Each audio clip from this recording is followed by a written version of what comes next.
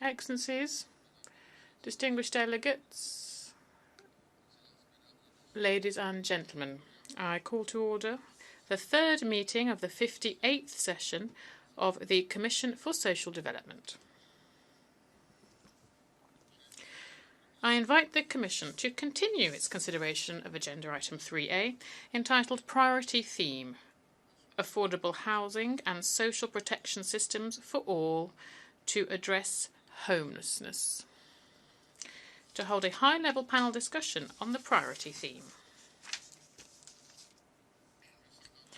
Homelessness is a global problem, affecting people with diverse economic, social and cultural backgrounds in both developed and developing countries. According to UN Habitat, globally 1.6 billion people live in inadequate housing conditions, with around about 15 million forcefully evicted every year. While there are numerous contributing factors, homelessness is mainly driven by structural causes, including inequalities, poverty, a lack of decent jobs, and lack of social protection. Climate change and natural disasters are increasingly leading to homelessness for a large number of people in vulnerable situations. Homelessness is one of the starkest reminders of the structural failures in our societies, and therefore finding solutions is urgent. If we take our commitment to develop sustainable development goals to all people everywhere seriously. These solutions may require comprehensive intersectoral policies in alignment with the 2030 Agenda for Sustainable Development, including affordable housing and social protection policies. I am convinced that this panel will enlighten us further with policies, strategies and practical measures for addressing this challenge. This high-level panel discussion aims to be a forum for sharing knowledge and experience on how countries can improve access to affordable housing, especially for low-income households, and how social protection plays a role too in preventing people from falling into homelessness. We also hope to discuss how countries can design and implement comprehensive strategies and appropriate policies to prevent and address homelessness, taking into consideration different categories of people living in homelessness and their temporary or short-term and long-term needs. I am pleased to welcome the distinguished panellists for a high-level panel discussion this afternoon. Her Excellency, Aino-Kaisa Pekonen, Minister for Social Affairs and Health of Finland, Ms. Laura Maria Crăciunan-Tatu, Associate Professor at the Lucian Blaga University of Sibiu, Romania, and Vice President of the Committee on Economic, Social and Cultural Rights. Mr. Culhane, Professor, Dana and Andrew Stone Chair of Social Policy, University of Pennsylvania, and former Director of Research at the National Center on Homeless Among Veterans at the United States Department of Veterans Affairs. Ms. Marissa Poulin, Housing Policy Analyst for the Organization for Economic Cooperation and Development. Mr. Amica, Obeah, Professor in the Department of Social Sciences and Research Chair, Faculty of Humanities, Social Sciences and Law at the Walter Sisulu University in South Africa. And Ms. Jean Quinn, Executive Director of UNAMINA International and Co-Chair of the NGO Working Group to End Homelessness. I'm also pleased to welcome the moderator, Ms. Louise Casey, Chair of the Institute of Global Homelessness. To begin this high-level panel discussion on the priority theme, I have the pleasure to welcome the distinguished keynote speakers, Her Excellency Ms. Mary McAleese, former President of Ireland, Ms. Maimouna Mohod Sharif, Executive Director of the United Nations Human Settlements Programme, UN Habitat, who has sent us a video message. I invite Her Excellency, Ms. Mary McAleese, to address the Commission. Excellency, you have the floor.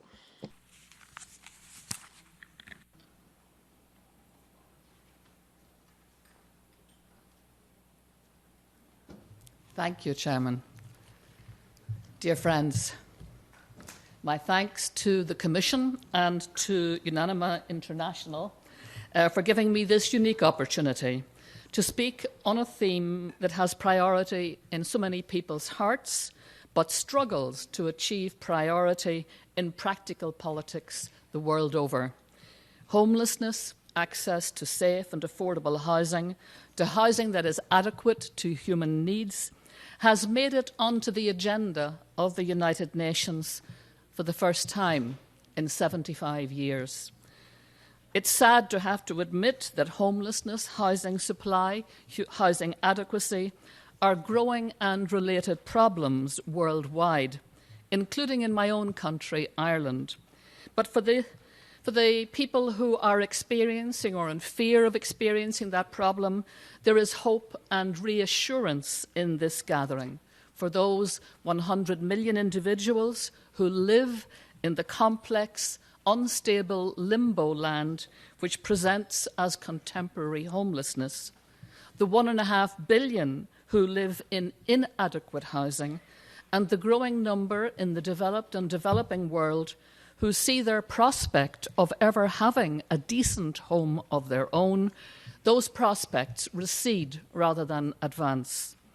The objective of this gathering is to explore the working strategies, the best practices capable of delivering the 2030 Agenda for Sustainable Development, which commits member states to prioritising those who have been left farthest behind, and in particular to provide access for all to adequate, safe and affordable housing and services, and to the elimination of homelessness.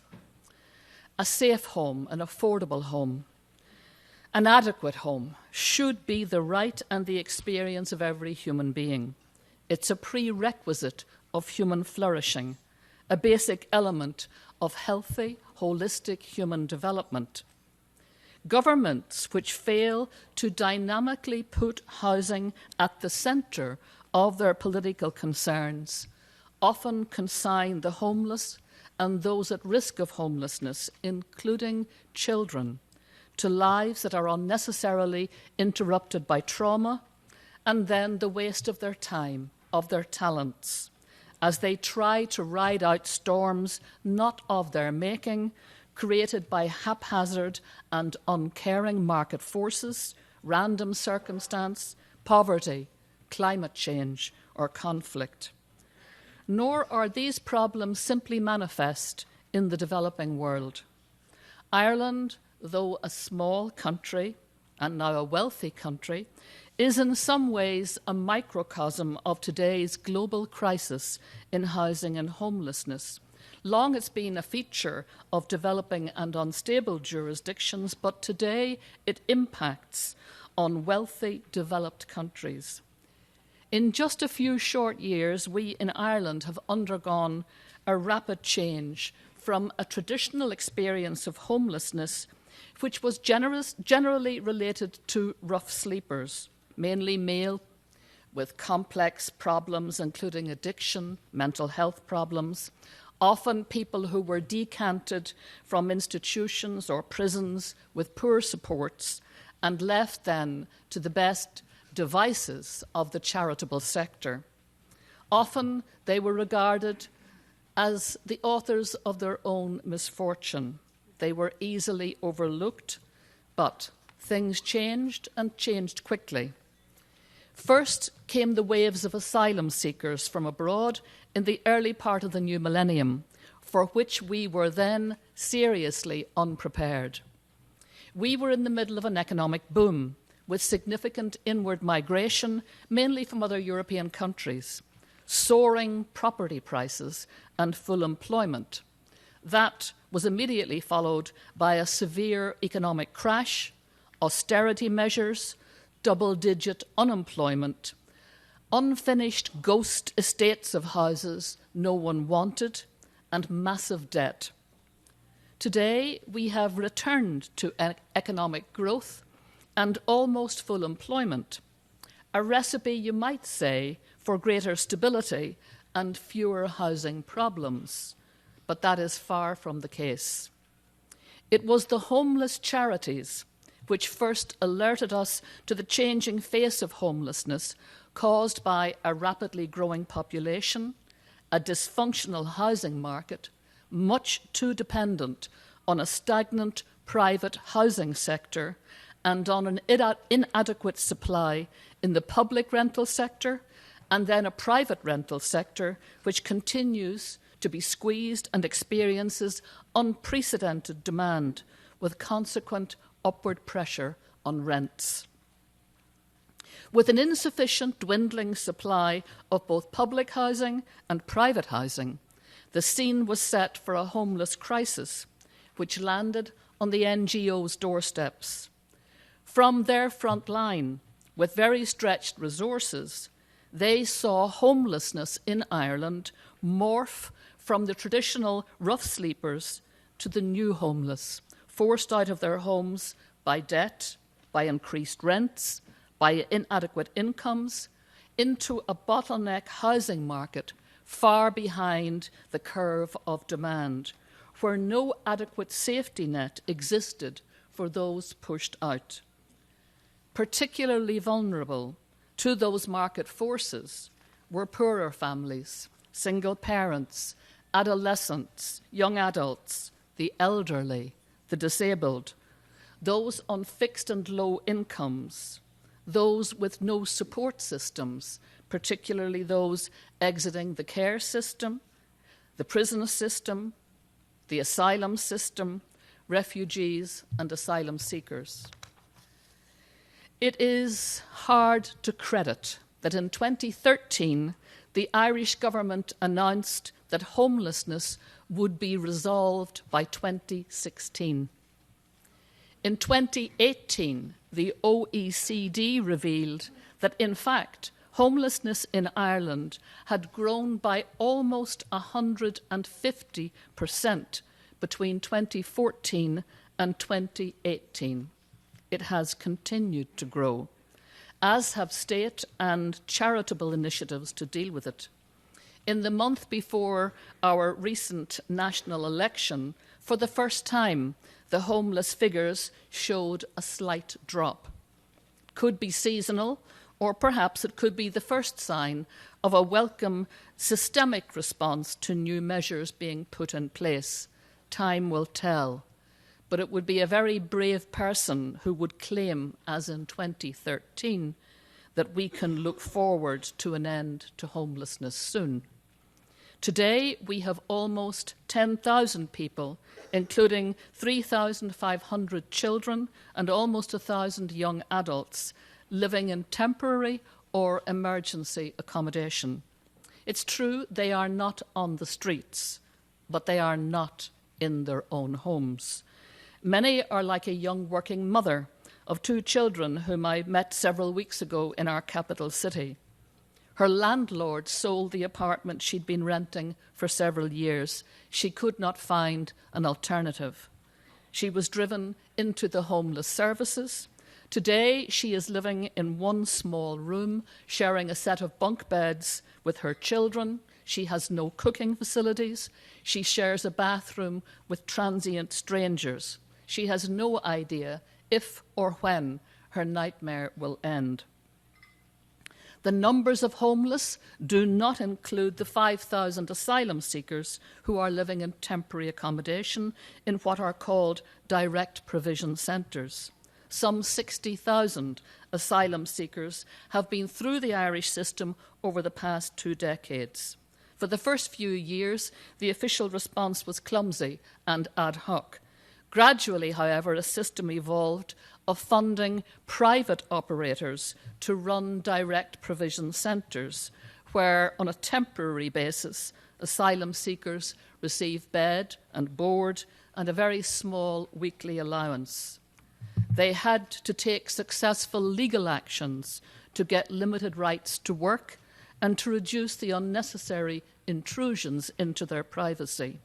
That system is under review. It is expensive, it is controversial, though it has managed to reduce the lengthy backlogs and queues. But for those who successfully exit that system and receive permission to stay in Ireland, the first thing they confront is the misery of the squeezed housing market with its new realities: low housing supply, high rents, urban home ownership, which once was normative in Ireland, now a receding pipe dream.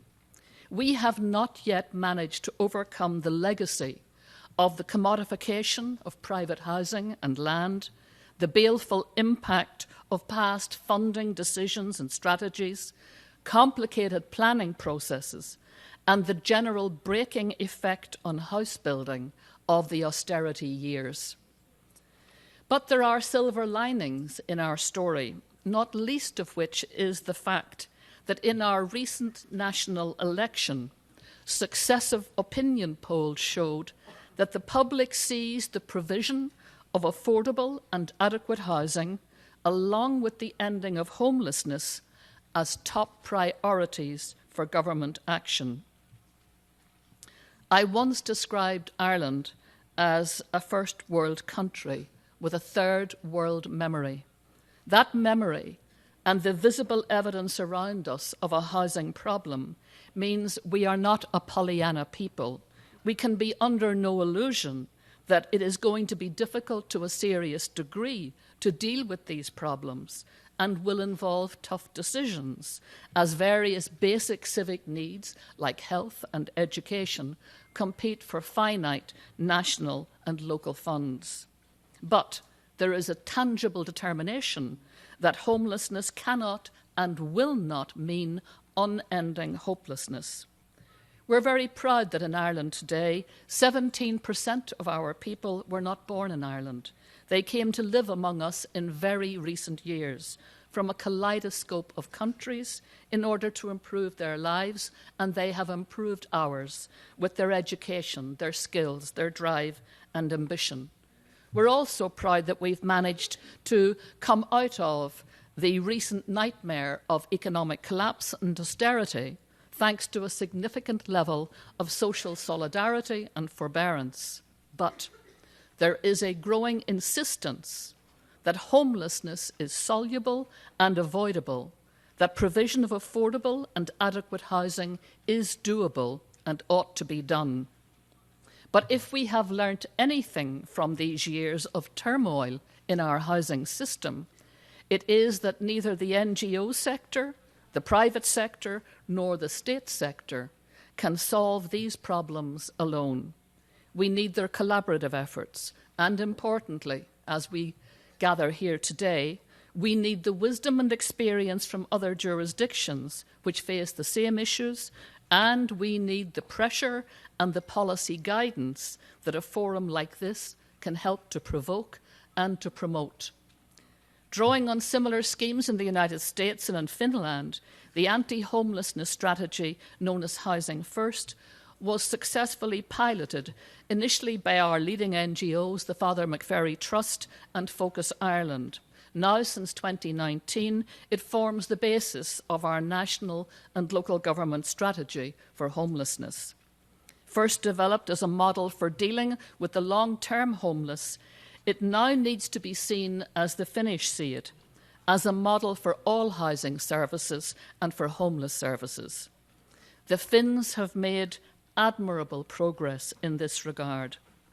Past failures on our part should make us wary about making big claims. It is one thing to say our official focus is on providing permanent homes. It's quite another to provide the resources to breathe life into the supply of affordable housing. And it's another to allocate those homes fairly without creating either ghettos or resentment from those on public housing lists who may feel others have jumped ahead of them. And here again, the Finnish model offers us some really good ideas and encouraging prospects. Yet, it is salutary to remind ourselves that for Sister Jean Quinn, who's just sitting right behind me now, head of Unanima International and founder over 20 years ago of the Irish homeless NGO Sophia Housing, this must all sound like Groundhog Day. Why? Because for 2 decades, Sophia has been a very quiet, effective example of best practice with its own holistic housing first model. Back at the start of Sophia Housing, I was invited, almost 20 years ago, I think, now, to open its first housing project. And the invitation said that Sophia was founded on the radical and simple idea that the best way to support those who are homeless is to give them a home as quickly as possible and support them as they recover from the trauma of being without a home. It's still a radical idea, and though it's a simple idea, we have not managed to achieve it nationally. But it is an idea whose time has come with your help. But the word that really hit me in that invitation was the word trauma. Reading it, I knew that Sophia understood the dark side of homelessness in a profound way, that it's not enough just to give people a key to a new home, essential though that is, but it's also important to stay with them on the journey. They need a supportive, holistic environment, tranquil. They need long-term stability to help heal the trauma that comes with homelessness. I have read all the studies that tell about those consequences: increased levels of anxiety, depression, self-harm, suicide, restricted child development, reduced employment prospects, all the other subtle adverse things visited upon those whose experience of homelessness or the constant fear of it reveals itself over a lifetime. But you know, nothing beats experience. Almost 50 years ago, I had a brief personal encounter with homelessness, and it was enough to carve an enduring memory of the chaos and fear of life lived off the grid, dependent on the kindness of strangers and on the hard-to-access box-ticking of beleaguered bureaucrats. I was then the oldest of 9 children. The youngest was 3 years old when sectarian paramilitary thugs machine gunned us from our happy home in Belfast, part of the United Kingdom, during the early years of the Northern Troubles. We were never able to return to that home, not even for an hour. Along with our parents, we sofa surfed for weeks, distributed in ones and twos around family and friends, until, thanks to a religious order of nuns, like Sister Jean's, we were given temporary access to an affordable, if very dilapidated home in a safer area. It was due for demolition, so our tenancy was always tentative. We knew it was not a permanent home. Had we been dependent on the response of government of that day, I dread to think what fate might have been in store for us. My then boyfriend, now husband, and his family had had the same experience shortly before us. The careless official system of the day had decanted them thoughtlessly into an even worse area, and a vicious sectarian attack on his youngest brother forced them to flee for their lives for the second time. When our turn for forcible eviction came, as it did for many hundreds of families at that time, we knew that as far as government was concerned, we didn't count. We were on our own. It was 2 years before my parents were able to get around to affording a permanent home. But for the trauma, there was nothing, not even a recognition of its existence among ourselves, never to mind the authorities.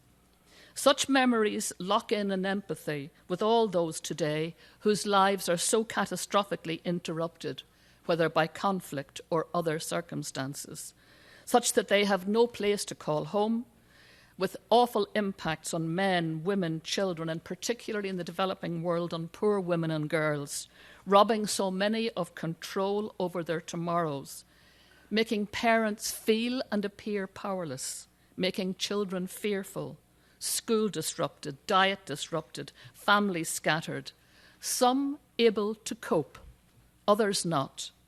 It also locked in for me a memory of the trauma of even short-term homelessness, for that trauma often has a long shelf life that plays and preys on the many, many shades of human vulnerability. Back then, ironically, I worked through my teens and young adulthood as a volunteer in a shelter for homeless men and as a co-founder of the first shelter in Belfast for women and children made homeless through domestic violence. And so I knew that for many, many decades, when people spoke of homelessness, that's who they meant. They meant people in those kind of troubled personal circumstances. And they were seen primarily as the responsibility of the charitable sector, not the state sector. Today, all has changed. We are challenged by the multiple faces of homelessness, captured now in the definition of homelessness constructed by the expert group which met in Nairobi last year in preparation of today and for today. Homelessness, they say, is a condition where a person or household lacks habitable space with security of tenure, rights and ability to enjoy social relations, including safety. Homelessness is a manifestation of extreme poverty and a failure of multiple systems and human rights. That definition embraces tens of millions today who live in that precarious, erratic limbo world of housing instability and inadequacy, from slum dwellers to tented refugee compounds, from homes demolished thanks to the storm, the fire, the drought, the flood of climate change, to those who flee homelands through conflict or endemic poverty, those pushed out of their homes by high rents, those who stay long-term with parents because they cannot afford a home of their own. Today, in particular, we see waves of refugees and asylum seekers become new arrivals, strangers in unknown places. Men and women who were once strong, who were once independent, now have to rely on the charity of strangers and the extemporized official responses in countries which are often overwhelmed by the very scale of their needs.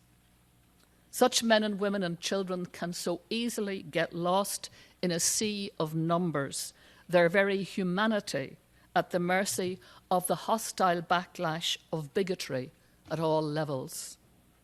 They may never be able to go home to their homelands, but until they have the stability of a place to call their own, to make their own, their lives, their talents, their hopes, their dreams, their rights, their dignity as human beings are on indefinite hold. And when their lives are diminished, so are we all.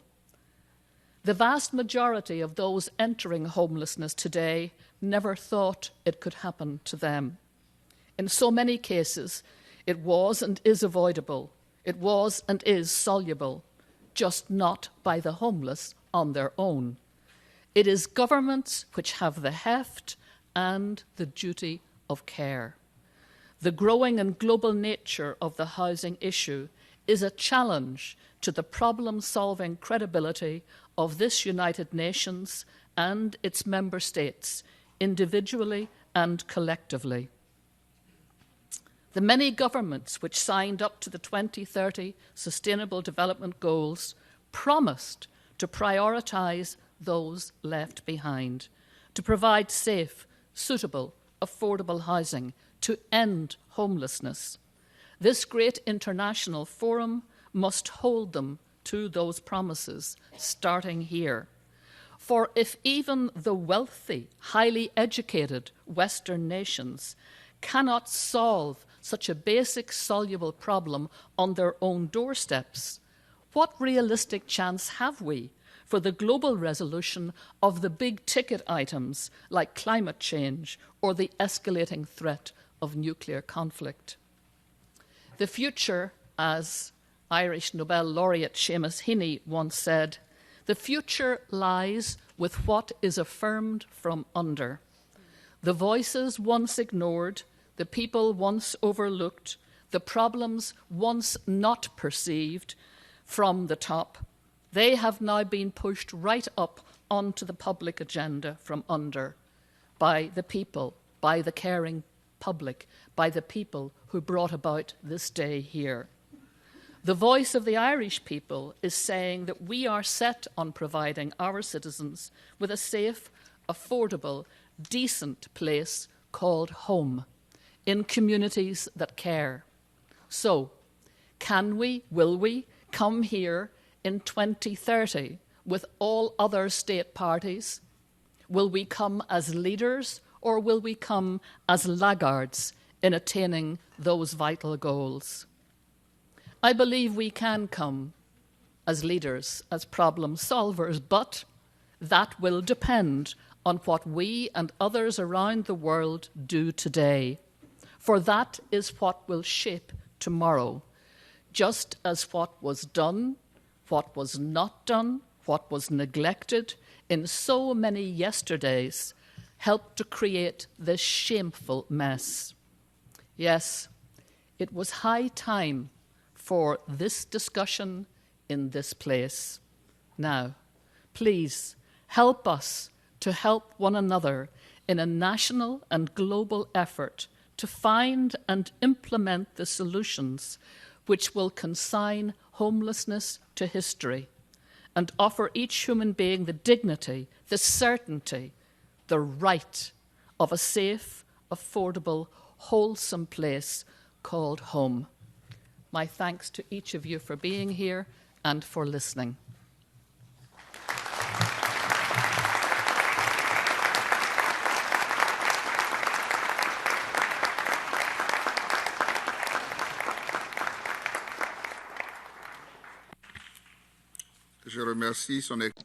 I thank Her Excellency Mary McAleese for her statement. We will now view the video message sent by Ms. Sharif.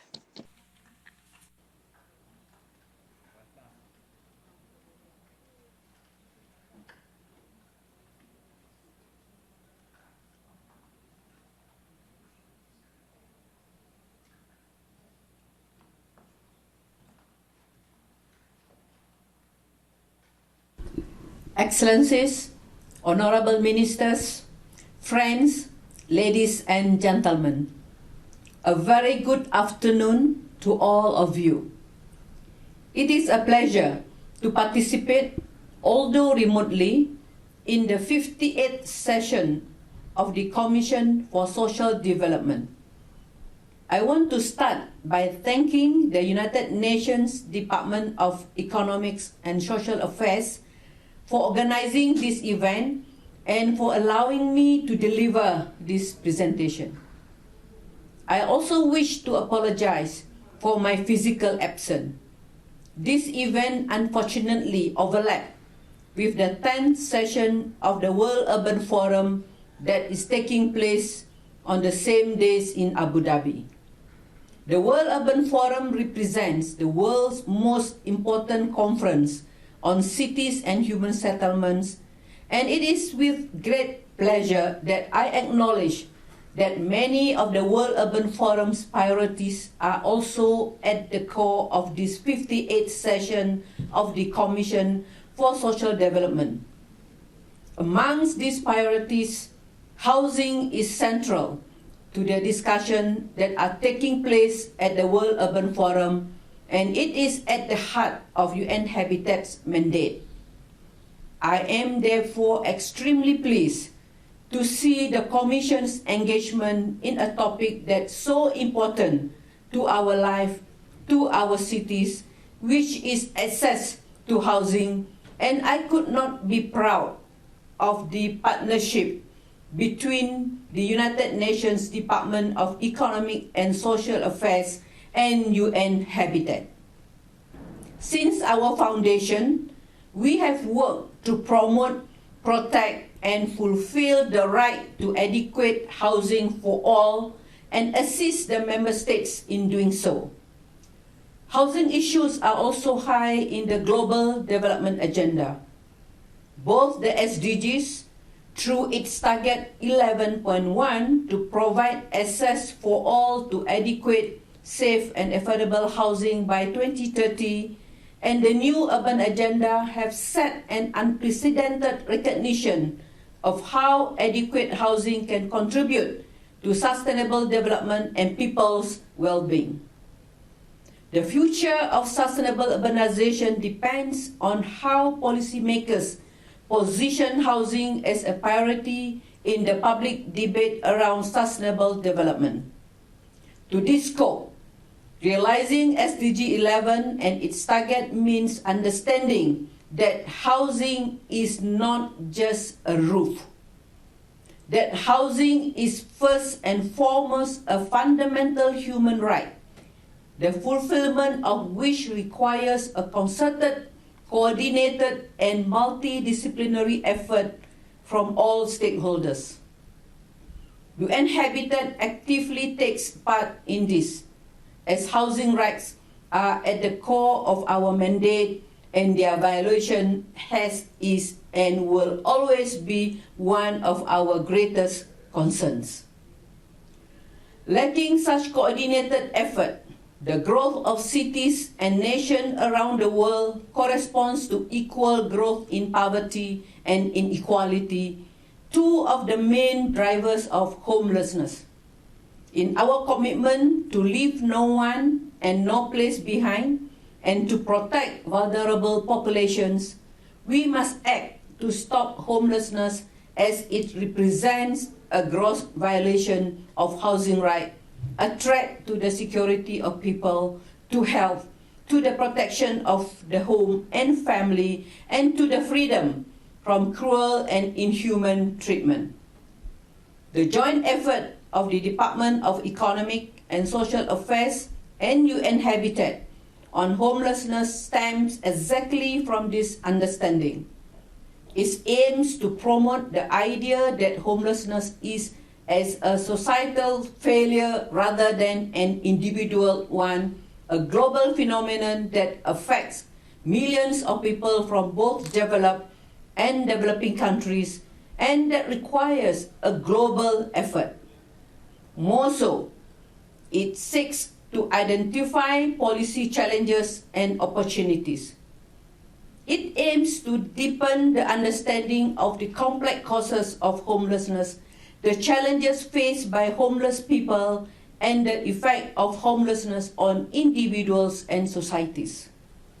To this scope, the United Nations Department of Economics and Social Affairs, with the collaboration of UN Habitat, organized the expert group meeting on affordable housing and social protection system for all to address homelessness, held in Nairobi from the 22nd to 24th of May 2019. UN Habitat has released a report that aims to collect the input of the experts who participated in the meeting.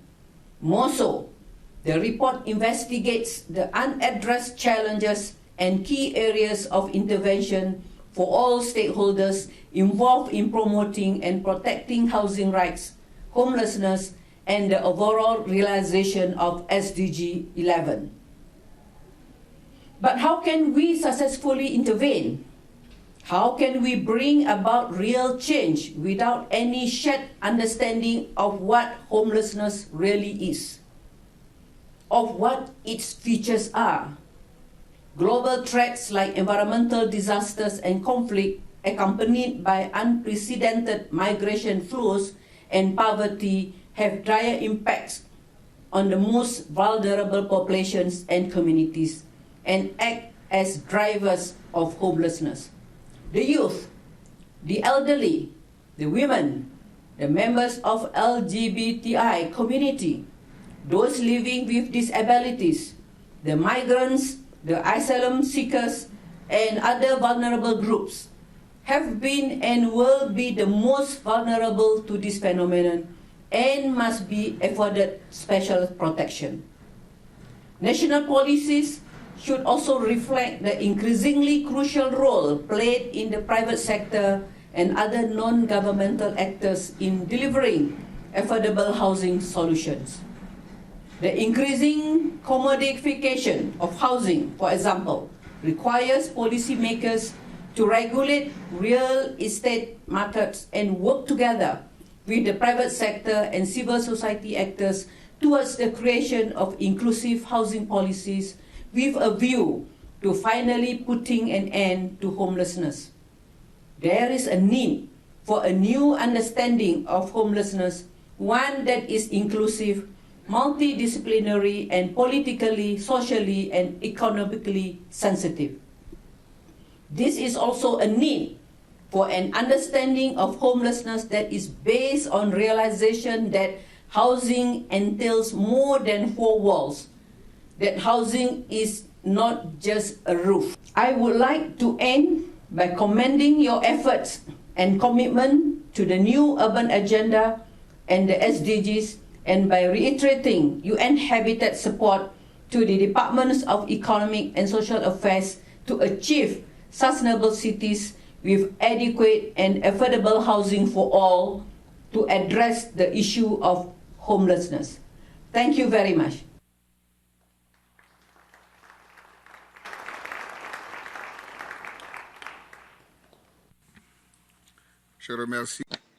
I thank Ms. Sharif for her video message.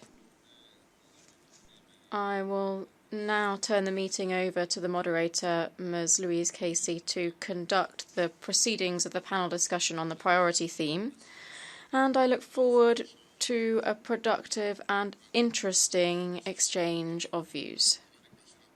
Before I hand over the floor to the moderator, I wish to remind the panellists to keep to their allocated time limit of 10 minutes per presentation, and to delegations to keep within the 3-minute time limit during the interactive discussion. Ms. Casey, you have the floor. Thank you very much. Your Excellency, Honourable Chair, other Excellencies, members and colleagues, thank you very much for being here this afternoon. We're here to listen to a series of experts on the priority theme, affordable housing and social protection systems to address all homelessness.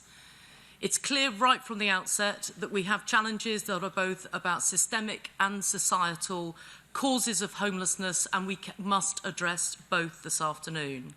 I have worked in homelessness now for over 30 years. I currently chair the Institute of Global Homelessness, one of the NGOs involved in what we're trying to do here today. When I was the government's homelessness czar in the United Kingdom a long time ago, I led a team that reduced street homelessness across the United Kingdom from the thousands to the hundreds. Unfortunately, it has now gone back in the wrong direction. But for a full decade, the numbers of people sleeping out on the nation's streets were in the hundreds. What did I think we did that could be replicated around the world? The first slide I'd like to show you is the Institute of Global Homelessness framework. Thanks, Armin. Next one. First, what we did is we defined in the United Kingdom what rough sleepers were, people literally sleeping on the streets. We also have administrative data on other forms of homelessness. What I say to you this afternoon is definitions of homelessness may vary from country to country, which is why right from the outset, the Institute of Global Homelessness, including with some people on the panel this afternoon, eminent researchers throughout the world, came together to put this broad definition of homelessness together, capturing the types of homelessness that people experience across the globe. We didn't have this framework when I led the Rough Sleepers Unit, but if we had, I could have clearly pointed to that first category of 1A to 1D, the same way that colleagues in other countries around the world are able to point to different categories within that broad framework and definition of homelessness. We've piloted this framework in different countries, in different continents throughout the world, and we're still doing that work at the moment. Secondly, in addition to a definition, in the United Kingdom, we measured homelessness. We count the number of people who met our definition of rough sleeping, and we counted them regularly. This is about counting the human lives and experiences of people as much as the numbers that they are for a government to decide to take action against. That was the only way to know if our efforts were having a success over a period of time. One thing the United Kingdom does do is a good job of collecting and reviewing homelessness data. But sadly, many other countries have neither a definition, a framework, or a measurement, and in some cases, an acceptance that homelessness actually exists. If you look at this next slide, you will see a map of the world. Here is a map, not perfect, of the available global data that the Institute of Global Homelessness has collected.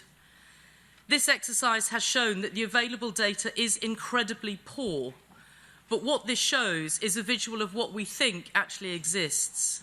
Here you can see vast white numbers of countries where there is no data at all.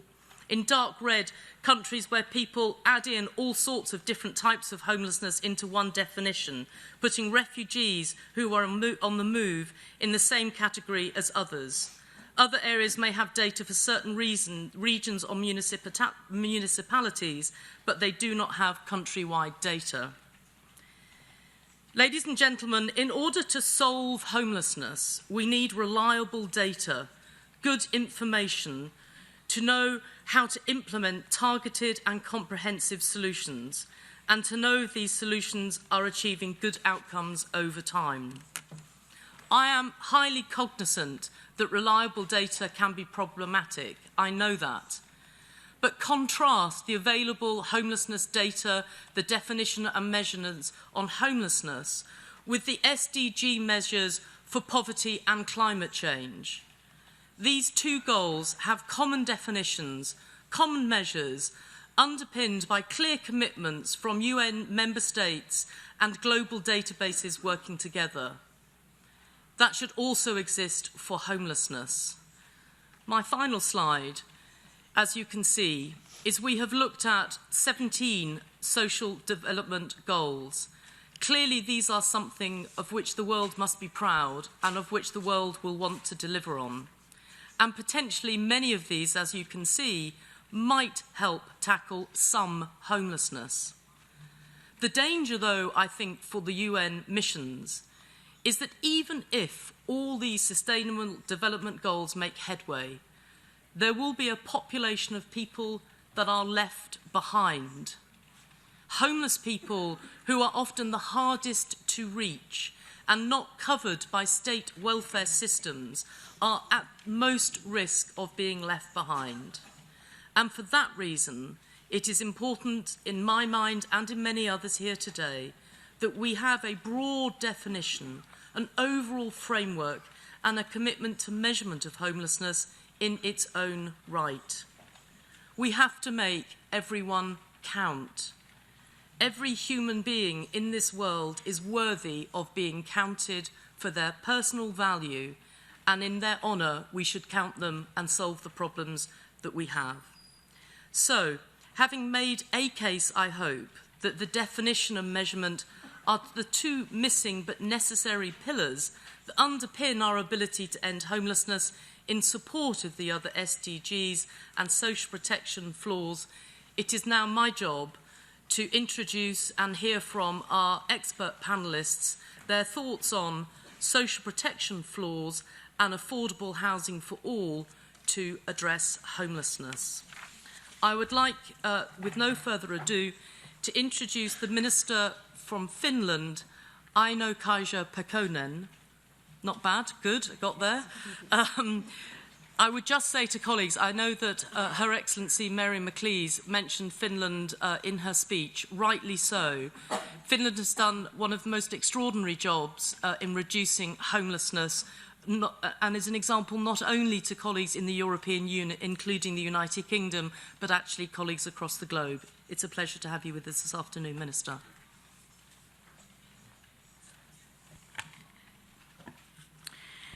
Madam Chair, Excellencies, ladies and gentlemen, I'm honoured to take part in this discussion. The topic is very important and needs urgent attention. I am happy to share with you some of our good experiences from Finland. I am proud to tell you that the Government of Finland aims to halve homelessness during this term and eradicate homelessness within 2 government terms, in other words, by 2027. We will continue to operate according to the Housing First principle, which has proven to be effective. We will focus especially on making housing advice more readily available and preventing homelessness, particularly among young people and migrants. We will launch a program to cooperate with the main urban region service providers and organizations. We will integrate the goal of eradicating homelessness into the National Agreement of Land Use, Housing and Transport and the agreements of urban regions. Housing advice services must be available to all, irrespective of the form of housing. We want to understand better the paths to homelessness and the factors behind it. We will develop the collection of statistics on homelessness.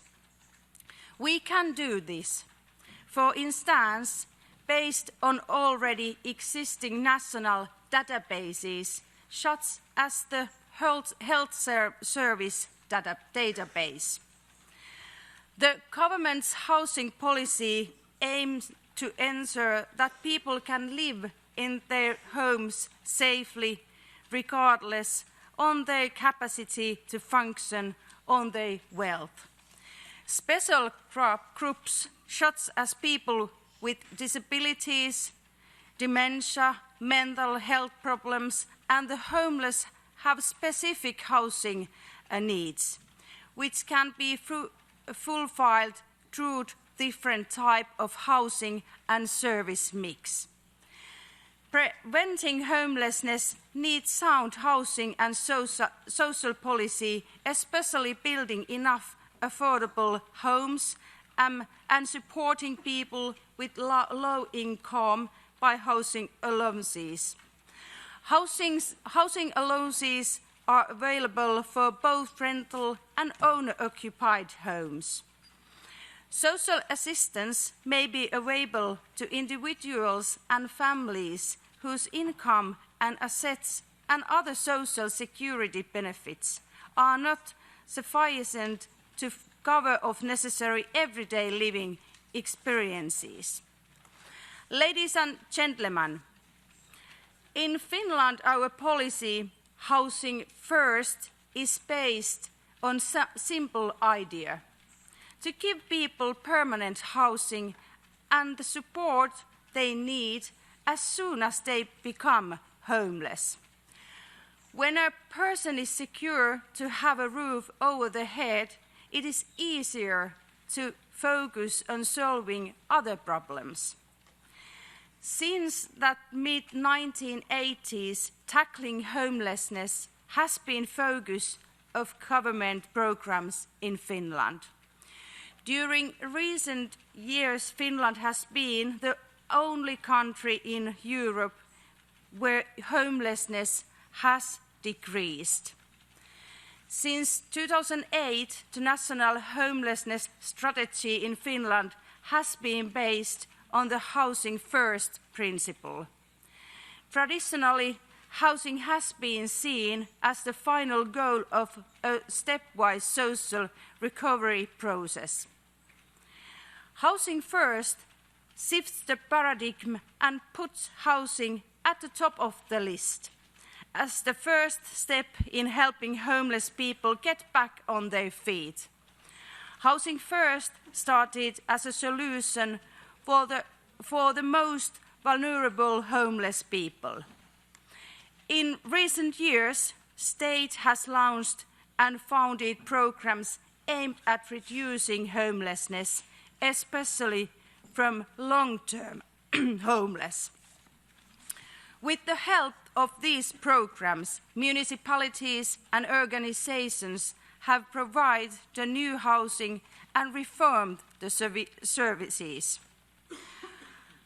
hostless have been converted into supported housing units with independent flats for the tenants.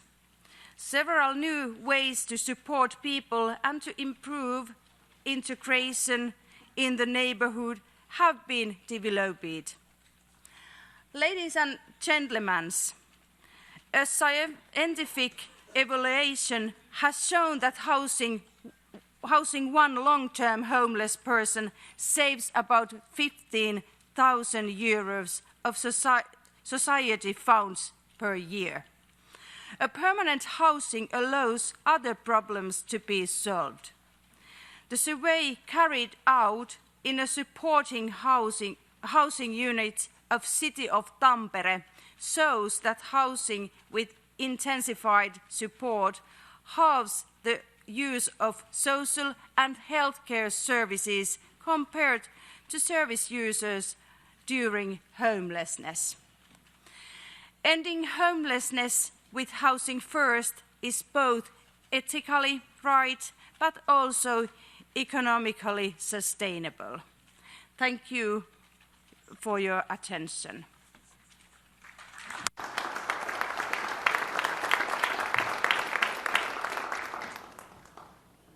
Thank you very much, Minister.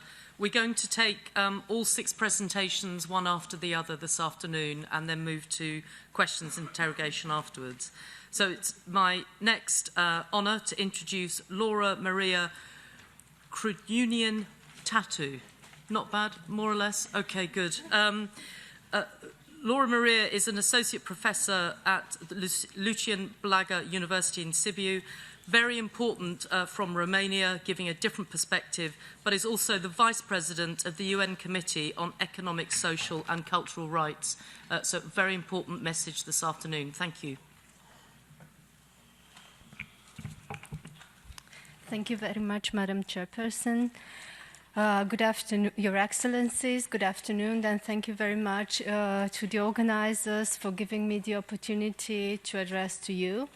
I feel very honored to be here today, and I have to say that it is also with great pleasure that I return to the works of the Commission for Social Development, which is the first body of the UN before which, in 2015, I had ever delivered a speech. At that time, I was one of the candidates who were running to be elected as members of the Committee on Economic, Social and Cultural Rights. As the aim of this discussion is that of finding, among other things, strategic responses to address homelessness and formulating key recommendations to the relevant actors in this area, and even if today I'm not officially representing the CACR, in my capacity of associate professor, I would like to share with you the approach that the committee has had to this effect and to point out its contributions to the achievement of what constitutes a common objective of the 2030 Agenda and of the Covenant, namely the elimination of poverty, which is a milestone along the journey to realizing human dignity of every person as enshrined in the Universal Declaration of Human Rights. Thus, I will be speaking about 4 key elements of the Committee on Economic and Social and Cultural Rights, human rights-based methodology in addressing homelessness and illustrate these 4 elements with 2 recent views adopted by the committee under the optional protocol. Some considerations on the possibility of the committee to adopt interim measures in order to suspend evictions pending the final decision of the domestic courts and until alternative housing is provided for will also be briefly mentioned.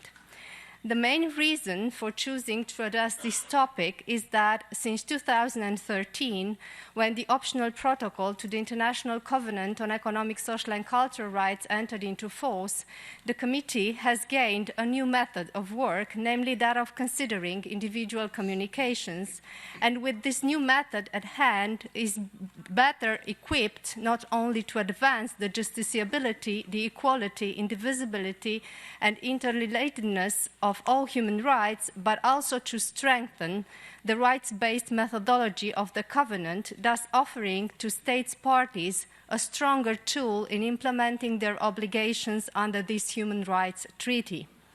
As affirmed in our general statement from the 5th of April 2019, the pledge to leave no one behind, the rights-based methodology of the Covenant ensure that no one is left behind, is applicable to all rights and should guide states parties' action in all policies area, as well as the monitoring of progress towards the achievement of the Sustainable Development Goals by the international community. Thus, the Covenant establishes a normative framework of rights and obligations that should constitute the bedrock of all measures adopted by state parties to advance in the 2030 Agenda. I believe that at least 4, if not all, key elements of the Committee's human rights-based methodology are useful tools in addressing homelessness. Firstly, the one which requires states parties to identify those groups that are most marginalized and disadvantaged with respect of the Covenant rights, and we experience systemic forms of discrimination or social exclusion that perpetuate intergenerational poverty, and to design targeted measures for these groups. Secondly, the one which requires states parties a better check of their own actions and omissions that affect the realization of the Covenant rights, and asks states to refrain from taking legislative or other policy measures that deprive people of their rights through inter alia forced evictions, especially when will lead to homelessness. Thirdly, obligation of states party to ensure access to effective legal remedies for victims of violation of the economic, social, and cultural rights. And fourthly, obligation of states parties to take relevant protective measures such as regulatory, legislative, administrative, budgetary, educational, or other measures as to protect persons against violation of the Covenant rights by private parties over which states parties exercise jurisdiction. And that brings me to recent and important quasi-judicial contribution of the Committee on Economic, Social and Cultural Rights, namely the one expressed in the views adopted in IDG versus Spain case and Benjazia and Bellini versus Spain case. The first case is the first substantive view of the Committee on the Merits and illustrates the role that procedural safeguards can play in protecting the Covenant rights without unnecessary intrusion in the substantive policy choices of states. The second one is the third substantive view of the Committee on the Merits. It discussed the nature of states' obligation in the case of an eviction of vulnerable persons from their home by private parties, and established a number of important principles pertaining to the eviction of persons from their homes in the context of the right to adequate housing protected under Article 11 of the Covenant. Thus, in the first case, which arose out of the 2007-2008 financial crisis in Spain, which led to a large number of foreclosures and evictions arising from defaults on mortgage payments, the committee, although it had before it the broader economic and social context of the housing crisis in Spain, as well the arguments pertaining to the substantive incompatibility of the Spanish law governing mortgages installments against family homes with Article 11 of the Covenant, confined its analysis to the issue of due process. Referring to its general comment number 7 on forced eviction, the committee recalled that adequate and reasonable notice and legal aid constituted essential procedural guarantees in legal proceeding that could lead to forced eviction. It held that procedural protections were equally applicable and appropriate in other situations, such as mortgage foreclosures procedures, which could seriously affect the right to housing.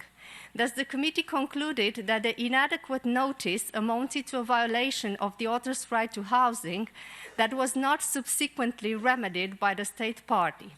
It was the cautious way the committee sought to advance accountability for the right to housing through rigorous interpretations of the requirements of procedural fairness in evictions arising from mortgage foreclosures proceedings. In the second case, Benjazia and Bellini versus Spain, the committee delivered its third view on the merits. The authors complained that they and their two minor children had been evicted from private rental accommodation by an order of a Madrid court without the proper evaluation of the impact of the eviction, particularly the lack of access to alternative accommodation. Thus, it was uncontested that subsequent to their eviction, the family stayed in a short-stay shelter for 10 days, slept in a family car for 4 days, whereupon they resided within an acquaintance for several weeks. The committee commenced by affirming the principle that even when an eviction application is initiated by a private party, the state retains responsibility for ensuring that its domestic law regulating eviction is compatible with Article 11 of the Covenant. The committee proceeded to consider the nature of the state's obligation in case of an eviction of vulnerable persons from their homes by private parties. It held that an eviction order issued by a court in respect of a tenant could be justifiable in a situation of serious non-compliance with the rental contract, such as persistent non-payment of a rent or of damage to rented property without just case. However, the applicable domestic law should incorporate the procedural and substantive safeguards that the committee has stipulated in relation to forced eviction. According to the committee, eviction should be the last resort, and there are no less last resort when there are no less onerous alternative means or measures available. In addition, a real opportunity for genuine prior consultation between the authorities and the person concerned must be provided. Critically, an eviction should not render individual homeless. The committee also found a violation of Article 10, thus in addition to the severe impact on the family of an eviction into a situation of homelessness, the Article 10 violation was based on the fact that the only option presented to the family was to split them. Ms. Bellini and the two children were placed in a women's shelter and Mr. Benjazia in a homeless shelter. And this was inconsistent with state duty to grant the widest possible protection to the family in accordance with Article 10, paragraph 1 of the Covenant on Economic, Social and Cultural Rights. The committee did not impose absolute obligation on the state party, even in the context of a threat of homelessness facing an evicted family. It provided scope for Spain to justify its legal policy and budgetary decision. However, the justification space in this context was narrow and the standard of scrutiny high. The committee established a stringent set of substantive and procedural safeguards for holding the state accountable for averting homelessness while still allowing the state a justificatory opportunity in respect of the relevant policy choices. A number of general recommendations were made aimed at redressing the structural causes of the violation. This included amendments to the legal framework for eviction of tenants, particularly the imposition of a legal duty on judges to consider the impact of an eviction and its compatibility with the covenant. To conclude, a human rights-based approach to homelessness, namely discussing homelessness in relation with the protection of the right to adequate housing, is of utmost importance because homelessness is in fact a result of a failure to the implementation of the right to adequate housing, both substantially and procedurally. Secondly, access to justice and effective remedies are of critical importance because homelessness needs to be seen and addressed as a violation of human rights, namely of the right to adequate housing. One way to speak about homelessness in terms of rights is, of course, to encourage states parties to ratify the optional protocol to the International Covenant on Economic, Social and Cultural Rights, and this will strengthen the justiciability, among others, of the right to adequate housing and give the possibility to the committee to advance in building up the justiciability of economic, social and cultural rights. And lastly, The activity of the committee under the optional protocol over the past 5 years proved that it is a mature and trustworthy body that is not attempting to prescribe particular social, economical, cultural policies or how programs should be designed and administered, but rather to see whether the state actions or omissions are reasonable, justifiable in the light of the procedural and substantive obligation imposed by the Covenant. Basically, the quasi-judicial activity of the committee is meant to be used as a complement, advice, and help to states party in their primary mission of protecting economic, social, and cultural rights, which is of utmost importance for the broader objective that of eliminating poverty and protecting human dignity. Thank you very much.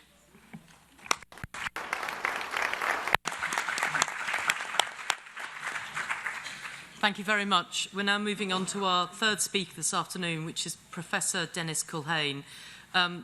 Professor Culhane is one of the leading innovators in the use of administrative data for research, policy analysis and solutions, particularly for populations and programme impacts that are difficult to assess and track.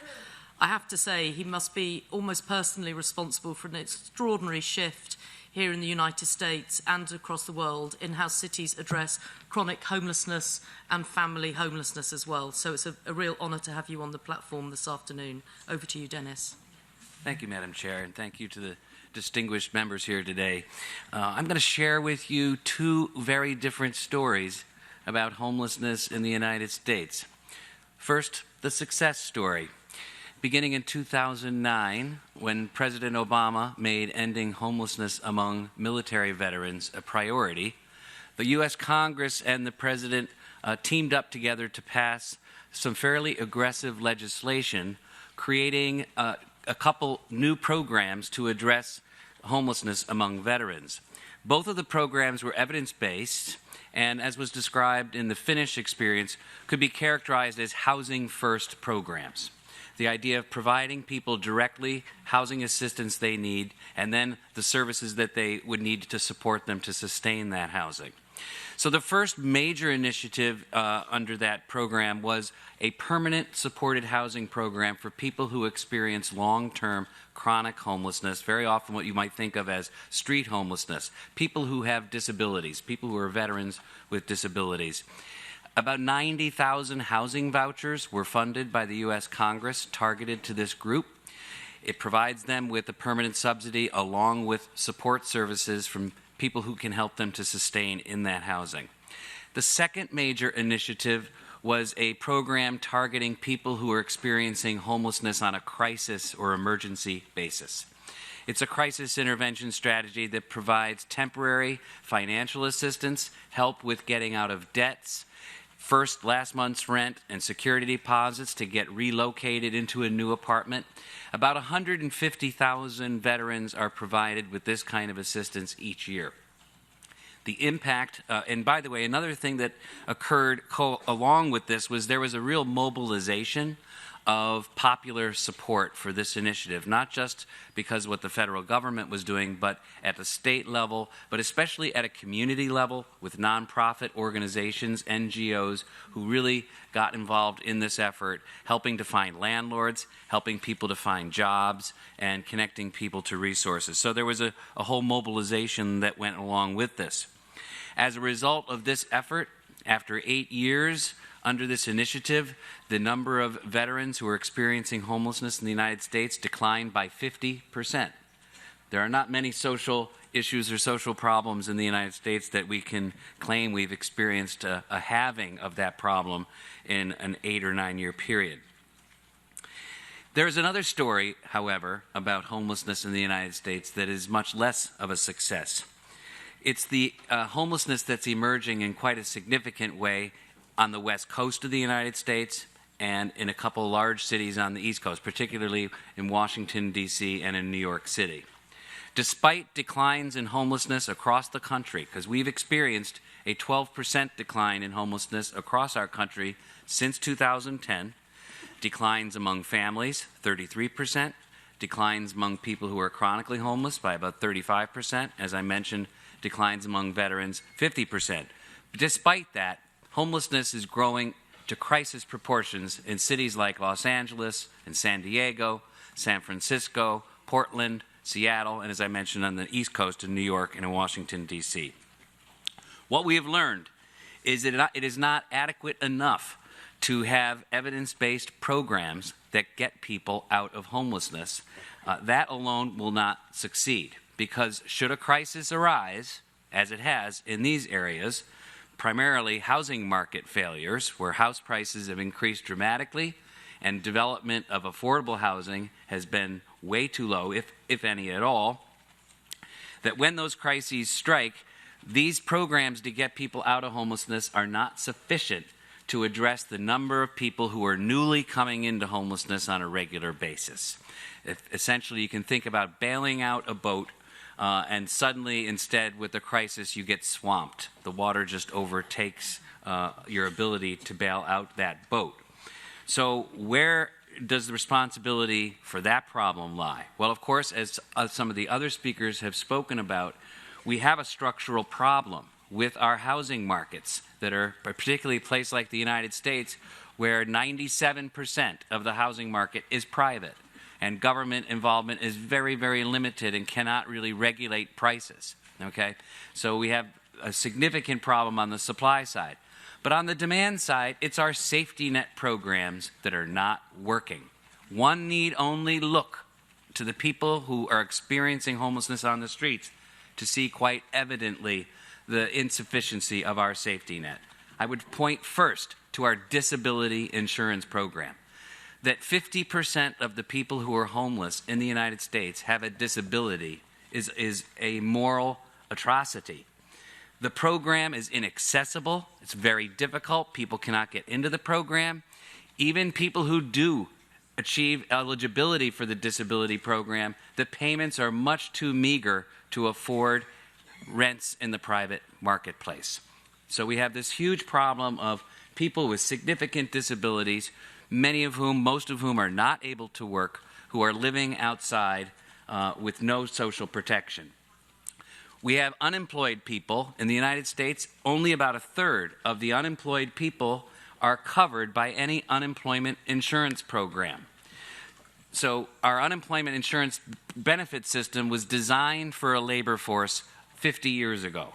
We now have most people working in part-time and temporary and contingent work, and when they lose their job, they're not eligible for any cash assistance in most states throughout the country. Only in a couple states do they get any kind of cash assistance whatsoever. So that's a significant problem. The other problem we have, which is related to that, is the low-waged workers whose wages are not sufficient to afford living costs. Not only is the work intermittent, but the pay is low, and oftentimes the number of hours that people can work is insufficient. And our earned income tax credit, our negative income tax, which should be used to bring people up to a sustainable level of income, simply does not reach single adults without dependent children. In our country, if you're a single adult without dependent children, the maximum tax credit you can get is $550 a year. Okay, totally inadequate for them to care for themselves. Lastly, I would note that our income assistance for poor and low-income families is also severely inadequate. Families who are on public assistance are subsisting in many cases on a cash benefit that is 50% or below the poverty level in our country, and it does not enable them to afford housing. Only one out of four of the families who are eligible for a subsidized housing certificate or voucher receive it. So in closing, I would just say we can be proud that we as a country have adopted evidence-based approaches to homelessness that work. If you become homeless in this country, we know how to get you out of homelessness efficiently, effectively, and in many cases to the benefit to the public in terms of the positive return on investment. Unfortunately, our safety net in general is insufficient to protect against the kinds of economic circumstances that are prevailing in many parts of the country, including a housing market that's unaffordable and inaccessible to many people. So I'll close my remarks there. Thank you, Madam Chair.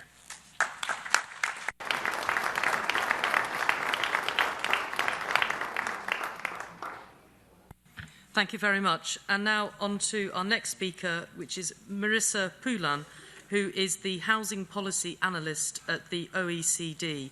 Marissa was one of a group of people that were in the Nairobi discussion last year and made an extremely helpful contribution at that debate. So high hopes this afternoon as well.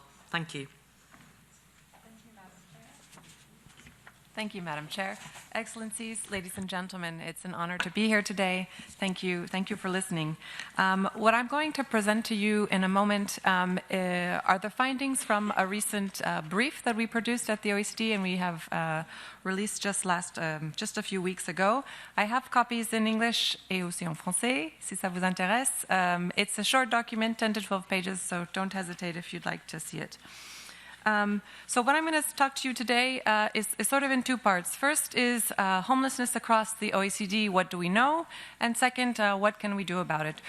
Actually, a lot of the findings that we see across OECD countries, we've heard bits and pieces of that already in the panel today.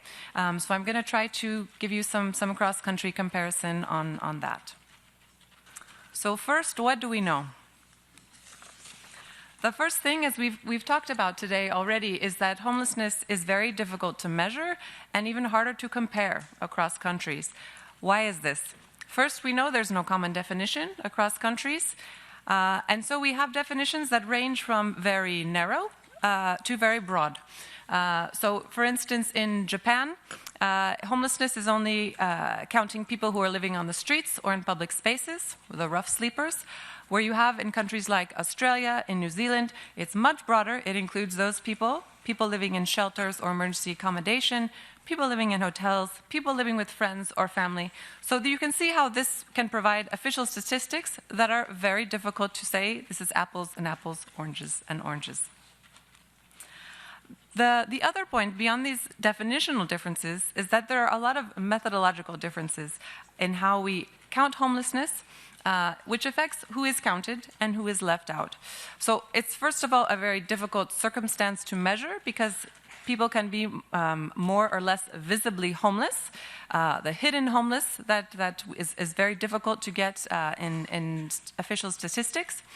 And so you have, for instance, a common method to count homelessness is a street count or a point-in-time estimate. And these you see in many countries, in many cities across the world now, which can be very useful in getting a snapshot of how many people are homeless on a given day, at a given point, at a given time.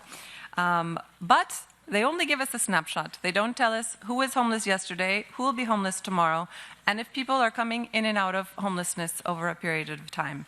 And so that's where we can use administrative data, for instance, from surveys, from homeless shelter registries, which can be very useful to get a better sense of, over a given year, how many people have fallen in and out of homelessness. The problem with that is that they leave out people who don't seek out support from such services. So any of these methods are really only going to give us a partial picture of the state of homelessness. And as a result, it's very difficult to give you excellent quality data. So what I'm going to present today is data we have the official statistics from countries, but keeping these caveats in mind. So across the OECD, almost 2 million people officially are homeless. And this is less than 1% of the population, but we know this is an underestimate. These are the official statistics. And as we just heard from the case of the United States, is that these national averages can hide big differences within countries. So in the case of the United States, where you have overall nationally homelessness has been going down, you have a very different situation in specific parts of the country. And this is true in other countries as well. The other point, and we've heard a little bit of this already today, is that people experience homelessness in very different ways. There are chronically or sustainably homeless. These are kind of the stereotypical group of people that we used to think of as homeless, the single males who are living on the street, who may have some addiction or substance abuse problems, who may have mental health needs. So these are typically, in most countries, a smaller and more visible share of the homeless population. But then, as we're seeing more and more, and this was mentioned in the case of Ireland as well, are people who are temporarily or transitionally homeless. So for a short period of time before finding more stable housing. These are, depending on the definition of homelessness in a given country, this can be a typically larger and more and less visible, share of the population. And what there have been a few mentions already of the different drivers of homelessness, whether they are structural or systemic or institutional or more at an individual or a relationship level. And so we know that there are these different ways of coming into homelessness, and so we need to realize that the solutions then need to address these different drivers. We've also heard that in some countries, the faces of homelessness are becoming increasingly diverse. So in some countries, and this is not to pick on the countries that are listed here, these are the countries for which we have data that we can look at over time. So for instance, we've seen a rise in youth homelessness in Australia, Ireland, and New Zealand. Denmark has seen youth homelessness decline after increasing for almost a decade, so they have begun to make some progress there. Also among families, which has been mentioned a few times, family homelessness nearly quadrupled in Ireland over a 4-year period, and it's increased in New Zealand, in England, and in some United States states, but has declined overall in the US. And finally, among seniors, the data are not excellent on this, and we don't have a lot across countries, but we do see some countries where there's been a significant rise in homelessness among seniors, among the senior population. For instance, the first should say in Canada, the share of seniors using shelters increased by 50% from 2005 to 2016. And right here in New York City, senior homelessness has more than tripled in 10 years. So is homelessness getting worse? It depends on where you are.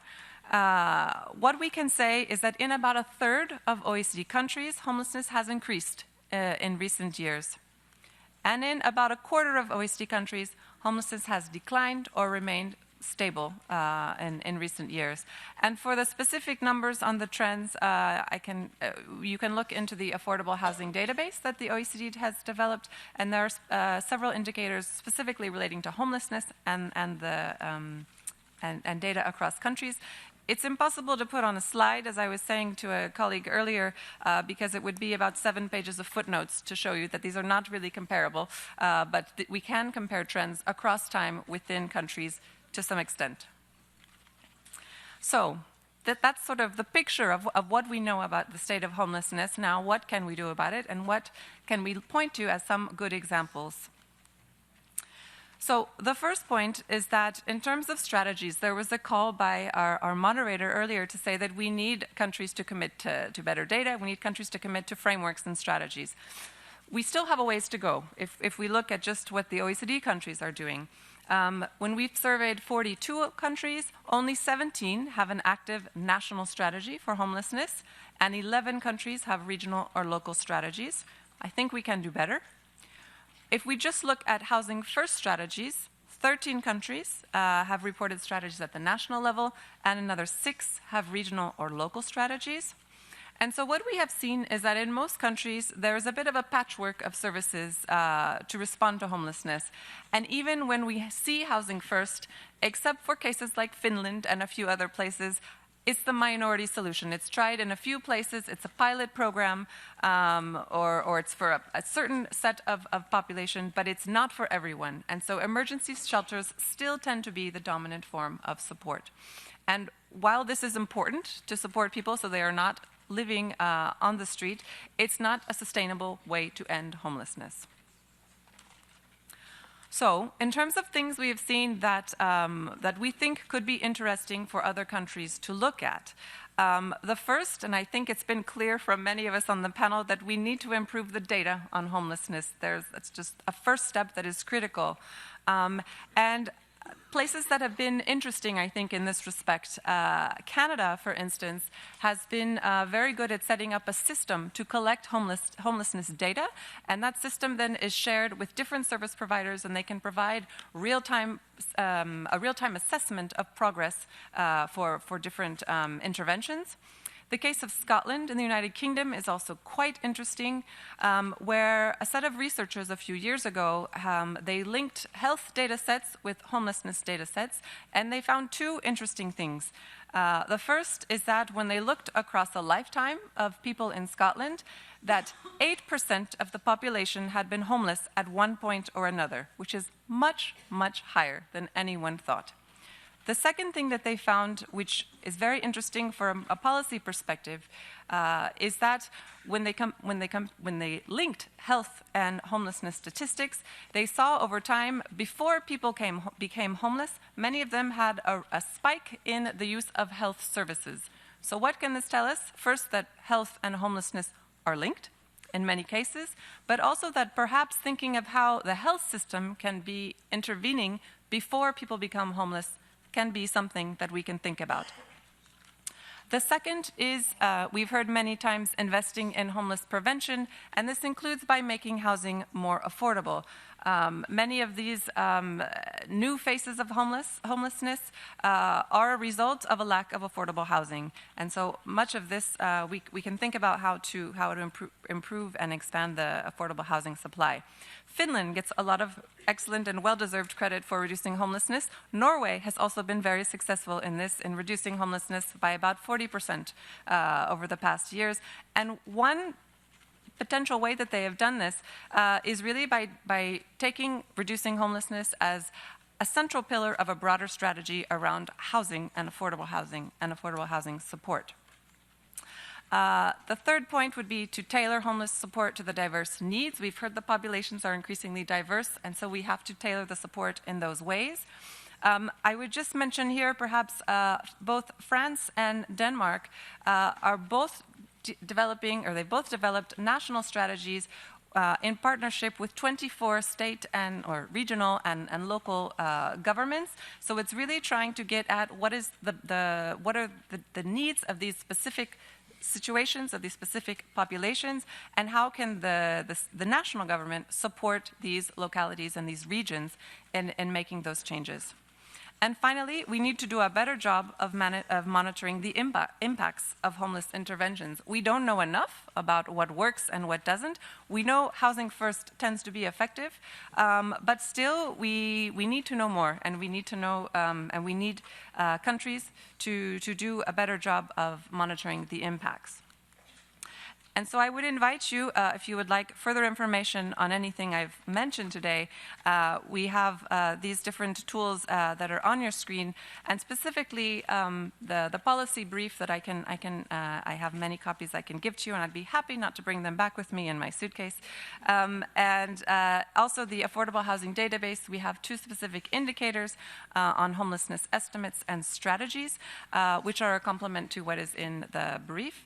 But I would really like to thank you for your time and look forward to your questions.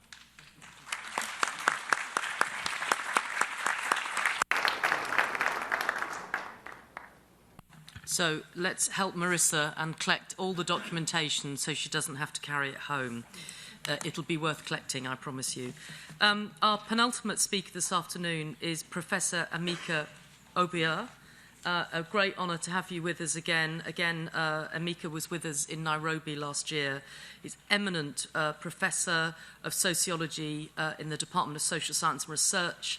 He's the chair of the Faculty of Humanities, Social Sciences and Law at the Walter Sisulu University in South Africa, and has long experience of looking at the cross-cutting international issues and working with organisations like the World Bank, UNICEF and the World Health Organization. So we're very grateful that you're here this afternoon. And if you could pass the dibber thing down here, then Amica, yep, brilliant, excellent. Thank you very much. Over to you.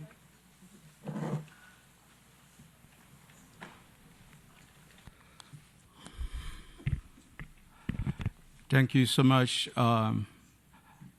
Chair, and Your Excellencies and honorable members. I'm so delighted to be with you today. And we are here today because we have a huge problem with homelessness. It's still a problem that straddles all the continents in the world. And the main goal is to end homelessness and increase inclusivity and leave no one behind. So if this is the mantra and what we want to achieve, then we should not have homelessness amongst us, or the homeless people amongst us. Without bothering you going into the definitions of homelessness and that has already been done, I would like to go straight away and let's look at the problem of homelessness, why it matters. The conceptualization of homelessness varies, and both Canadian Observatory, United Nations, and other organizations have actually given definition of homelessness, which I'm not going to repeat today. But one thing important is that we are bothered about homelessness. Why are we bothered? We are bothered because it's a global social problem. It's a social problem because it's not just a problem of a number of households, but it has tendency to affect everyone.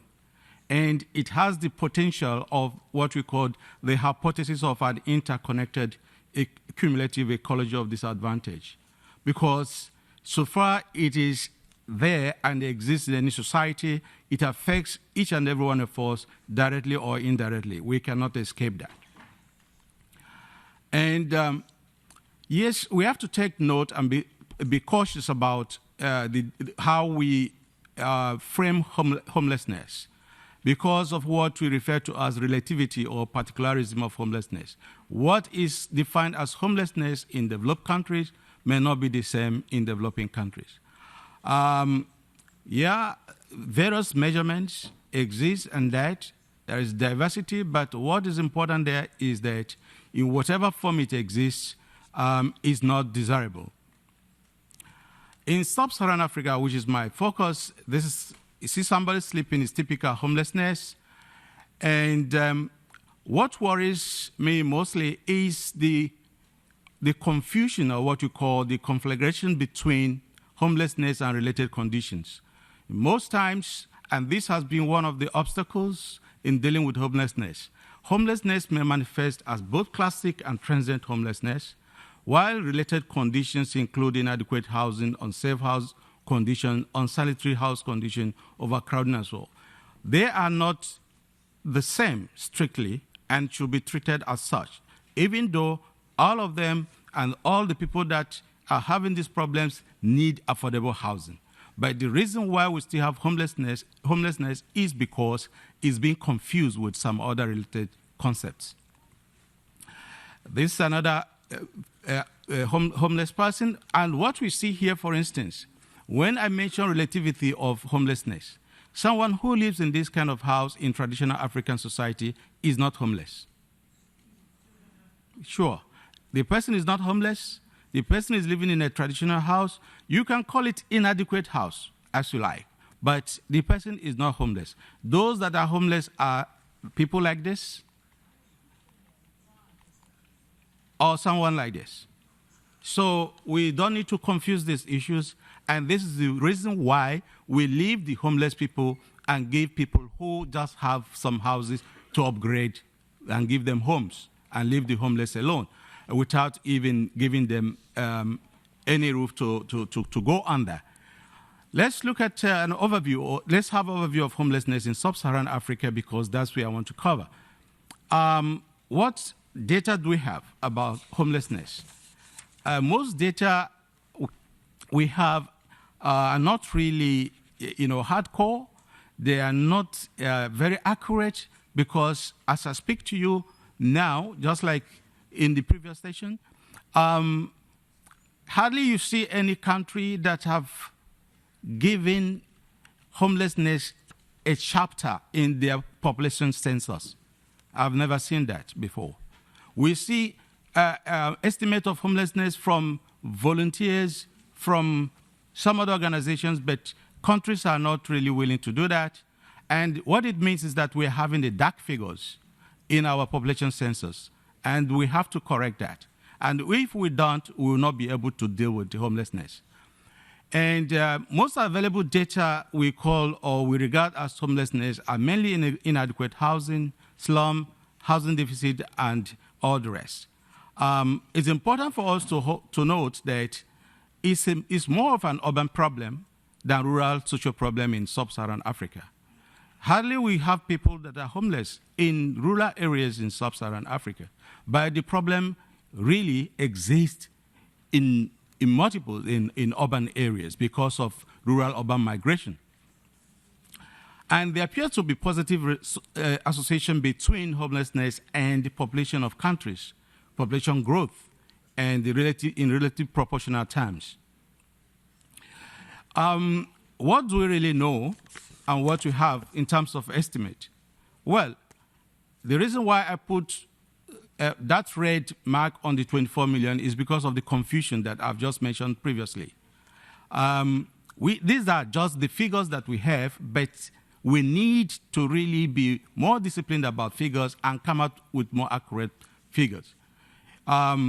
If you look at the slide there, you see Nigeria, Togo, Ghana, South Africa, just a few of them I selected having problem with homelessness.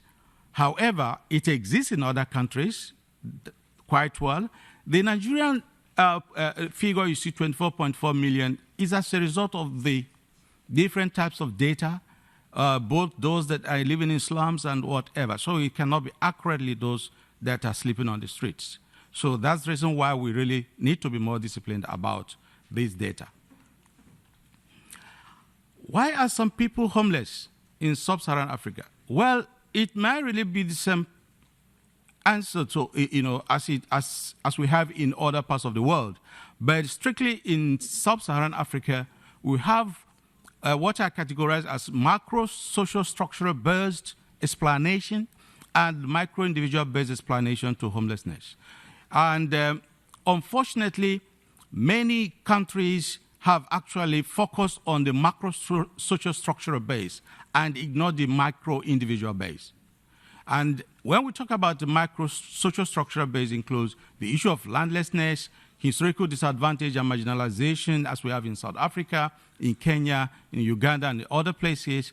We have unemployment and low wages, social exclusion and harmful cultural practices that exclude people from inheriting homes or houses, forced evictions by government and property owners, conflict and human displacement, natural disasters, rural-urban migration.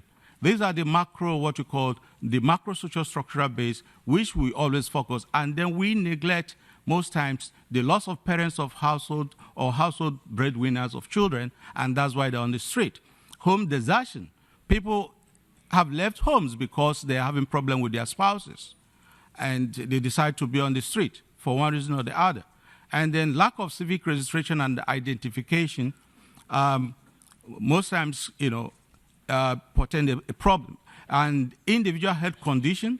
Studies have shown, for instance, in Ghana, that some of the homeless people there are actually people that have some mental problems, and it has been validated in a study in England.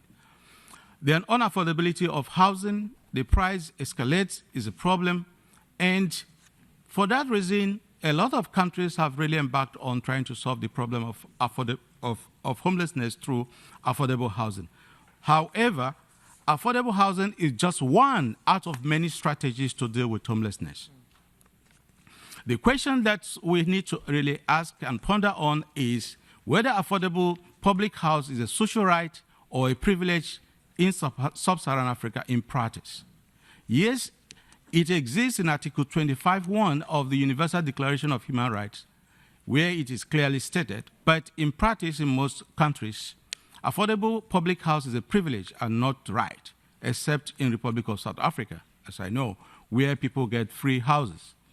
But in other countries, it's more of a privilege. And how do we frame affordable housing? Affordable housing is not just brick and mortar. It's not just roof. But a house which is adequate in quality and location, and must satisfy two important elements. That is affordability in terms of the cost and cost to keep the house. The World Economic Forum also included the distance where the house is located as an important factor. If a house is bought cheaply with a little cost, but now stays far away from the workplaces of the inhabitants or the occupants, then that house cannot really be deemed to be affordable. And that's the reason, for instance, in South Africa, the urban renewal includes trying to bring the poorest of the poor more into the city center where they work. Affordable housing in Sub-Saharan Africa, we need it. And why do we need it? We need it because if you look at the statistics that have really dug through, in Africa, over 50% of population live in substandard conditions. In Sub-Saharan Africa, it's 55.3%. In Ghana, it's 39%. Ivory Coast, Mali, Nigeria, Togo, Liberia, Uganda, Namibia, Zambia, South Africa. These are the facts that we have and can be cross-checked. So because of this, we can now say that there is urgent need for affordable housing. And how affordable is affordable housing in Sub-Saharan Africa? The answer is affordable housing is not affordable because it usually meets the target population. The people that are meant to have those affordable houses never have them.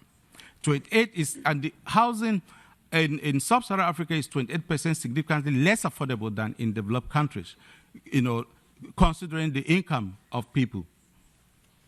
From empirical observation, most so-called affordable housing in Sub-Saharan Africa are not, because they don't really get to the people that's supposed to have them. Let's look at the minimum wage versus house affordability. We see from the minimum wage of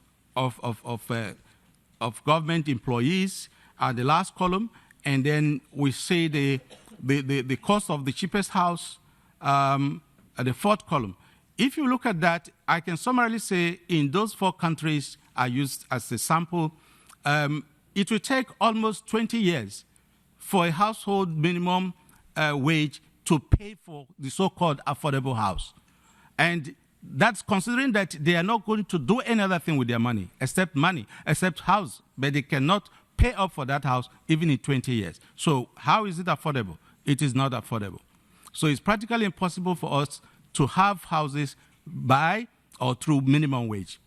And the definition of affordable house, to me, operationally, can only be a house that you can afford with the minimum wage threshold in a country. If not, it is not affordable. And how has affordable housing addressed homelessness? It has not.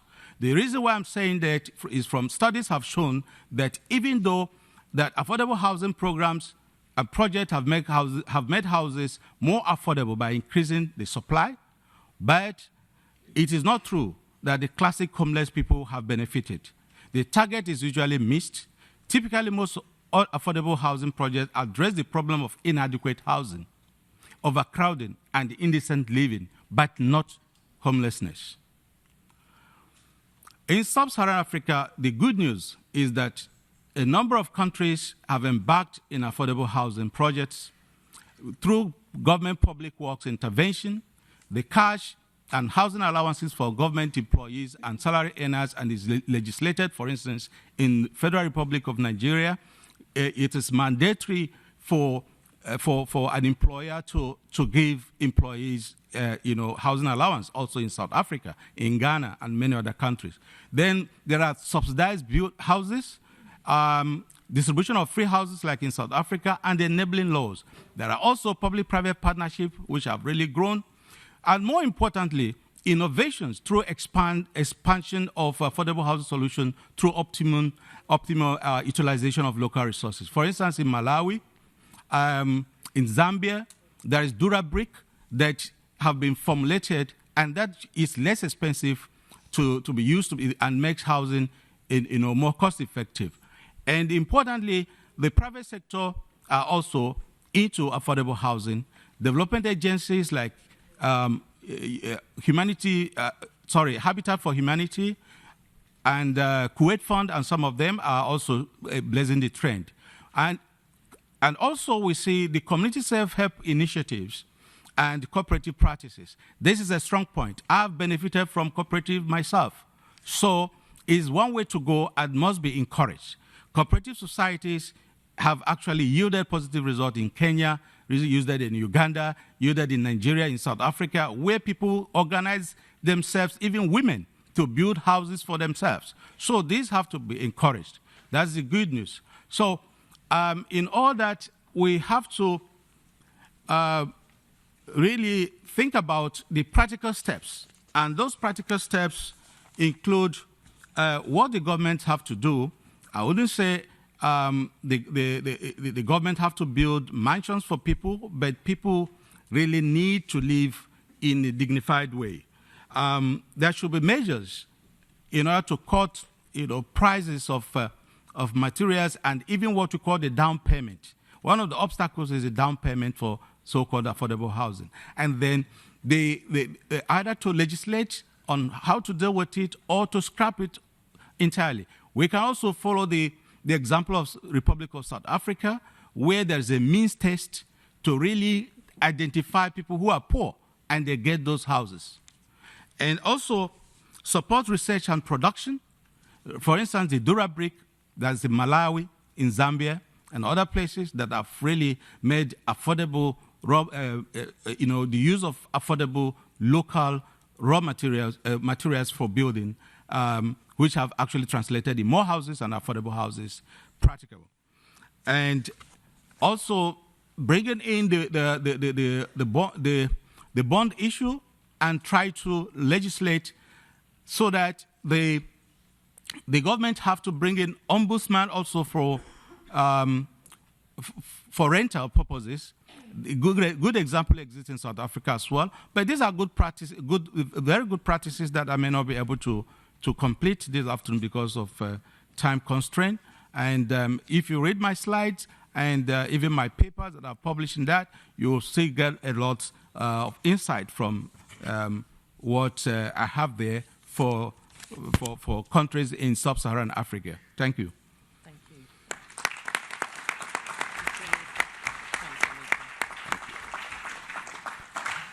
Okay, last but definitely not least, we have Jean Quinn, who is the Exec Director of UNDESA International, and importantly for this afternoon, is the co-chair and indeed one of the driving forces behind the NGO Working Group to End Homelessness. So it's with great pleasure I introduce Sister Jean this afternoon.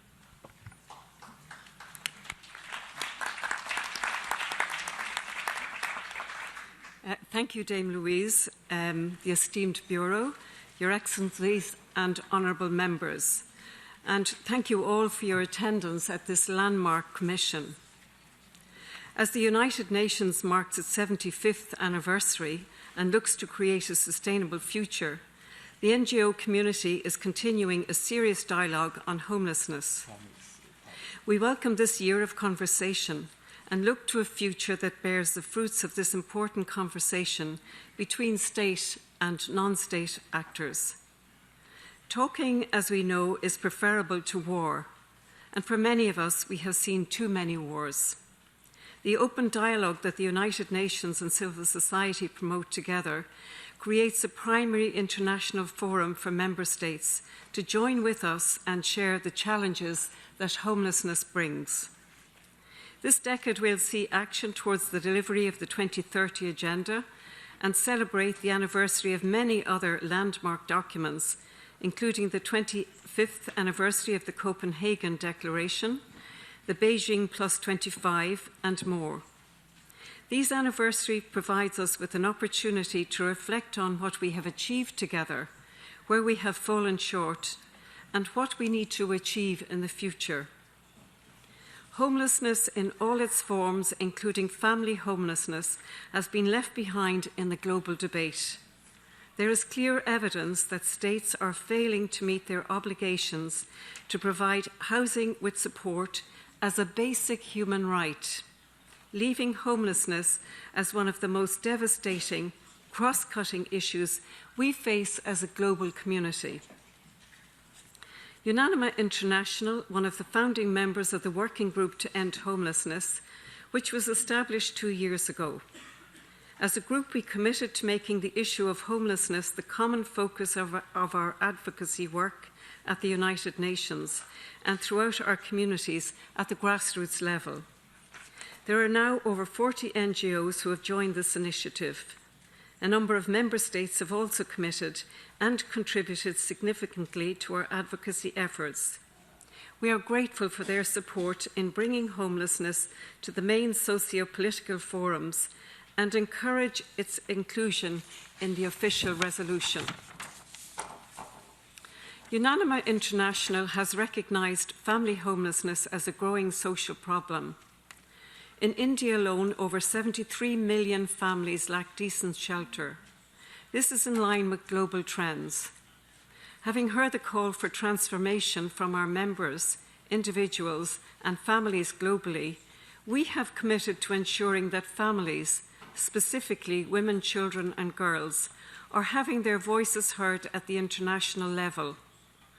Understood and manifesting itself in diverse economic, social, cultural, and even linguistic contexts globally, family homelessness is documented poorly at the global level, both quantitatively and qualitatively.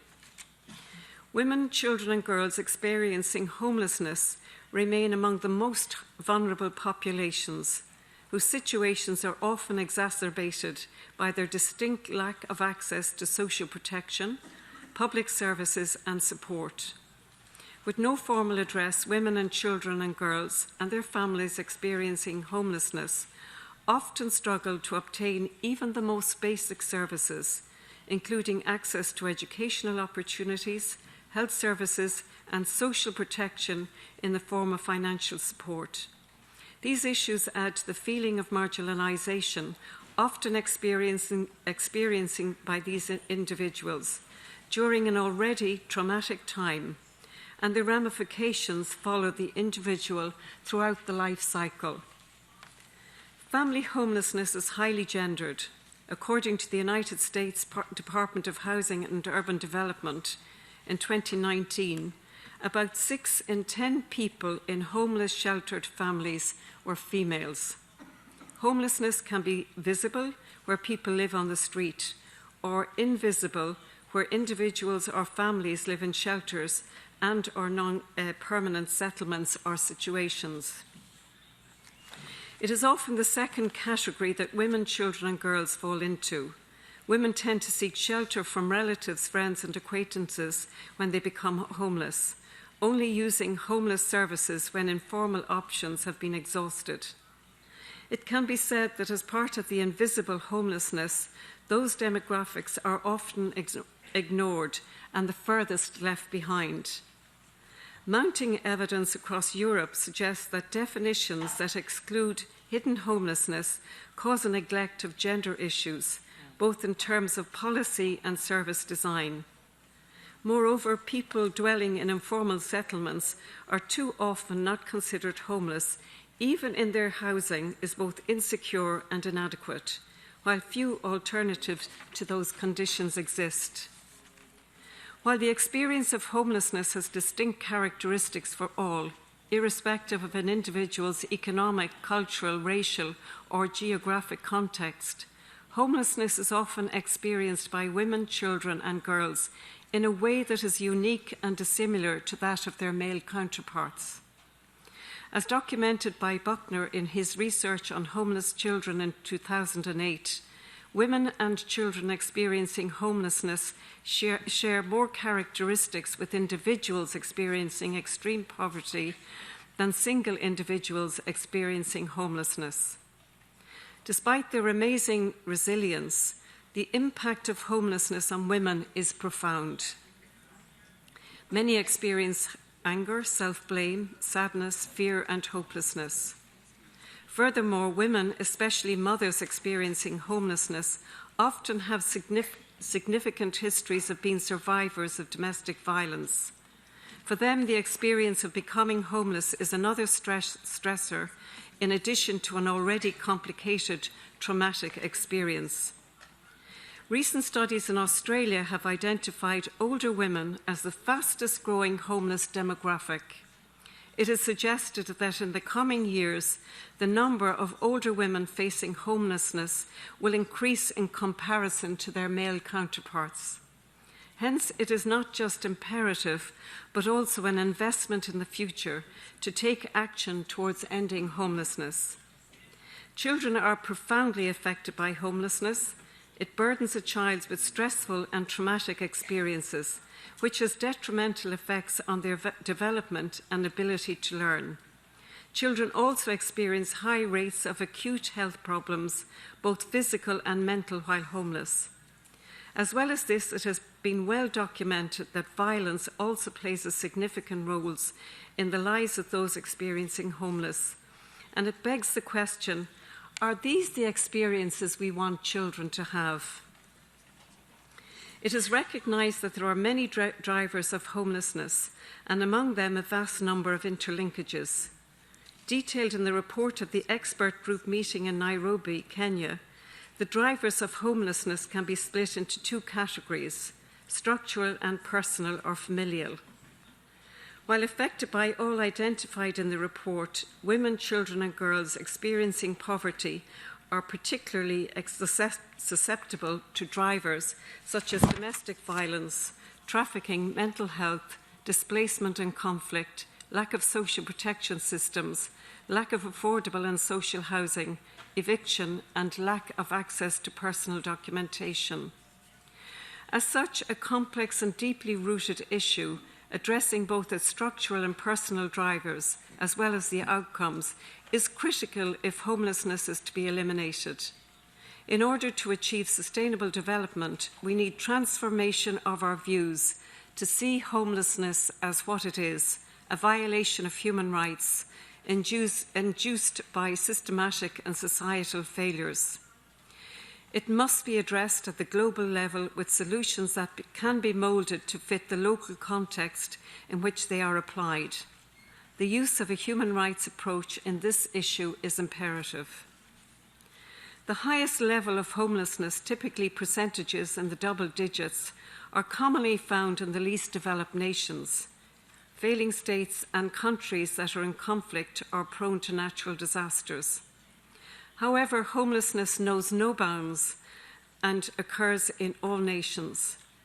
Acknowledgement that national definitions vary and hence have limitations when making comparisons between the available data and statistical measures must be made. It is imperative that a definition of homelessness is agreed upon at the global level. Without such a definition, the issue cannot properly be measured, compared or actively addressed. In May of 2019, thematic experts convened in Nairobi and proposed the following definition. Homelessness is a condition where a person or household lacks habitable space with security of tenure, rights and abilities to enjoy social relations, including safety. Homelessness is a manifestation of extreme poverty and a failure of multiple systems and human rights. The thematic experts and the NGO community have agreed to put this forward as a global definition. If adopted by member states, this measure would ensure and initiate an effort to coordinate action towards this issue at a global level. We believe this definition is inclusive and holistic and can be adopted to the social, cultural and economic context of any given state. Internationally, there have been a number of efforts to address this issue of homelessness. With varying degrees of success, a number of efforts to eradicate homelessness are centred around housing. Housing, I believe, is essential to ending homelessness, but housing is not sufficient. It is well established in international human rights law and its interpretation that housing is not just a physical structure of a roof and walls. Globally, a number of nations have implemented a range of successful housing-led policies and social programs to combat the drivers and outcomes of homelessness in all its forms. On smaller local scales, we have seen the implementation of such policy by civil society organisations, including Pathways to Housing and Sophia Housing Ireland. Policies and programmes to address homelessness must come in a variety of forms to ensure that women, children and girls are not left behind.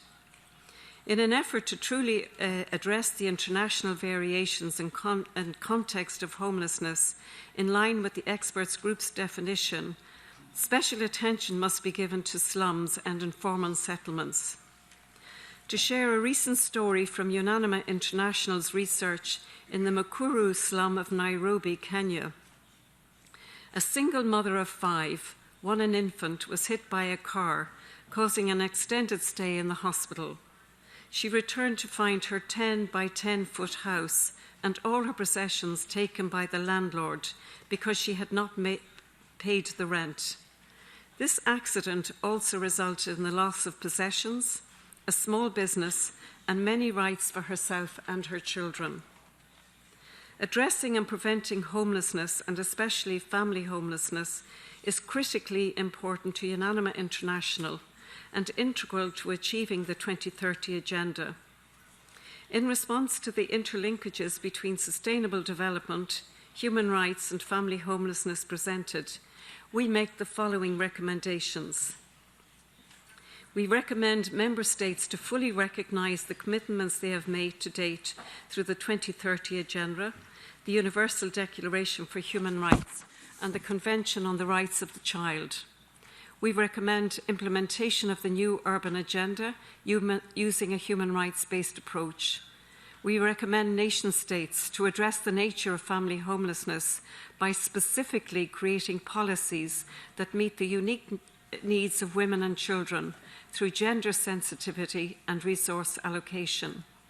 We recommend nation-states to implement housing-led initiatives. We recommend nation-states to provide adequate housing with support services for families to address the trauma of homelessness in an effort to break the cycle of generational homelessness. We recommend nation-states to expand local governmental support for the development of affordable family-sized housing. We recommend nation-states to implement social protection policies and programmes, specifically ones that ensure access to housing and support systems. Such policies and programmes enable women, children, girls and families to break the poverty cycle and reduce inequalities. We recommend nation-states to push for government policies that finance, promote and invest in civil society, the private sector partnerships and organisations that are currently servicing the needs of the homeless population. And I thank you.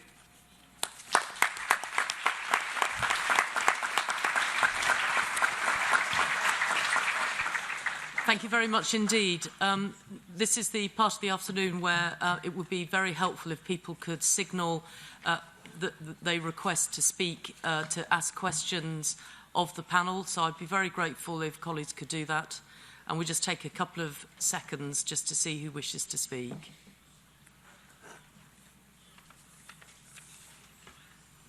So I'd first like to call Her Excellency Tatiana Barbosa de Alaverenta.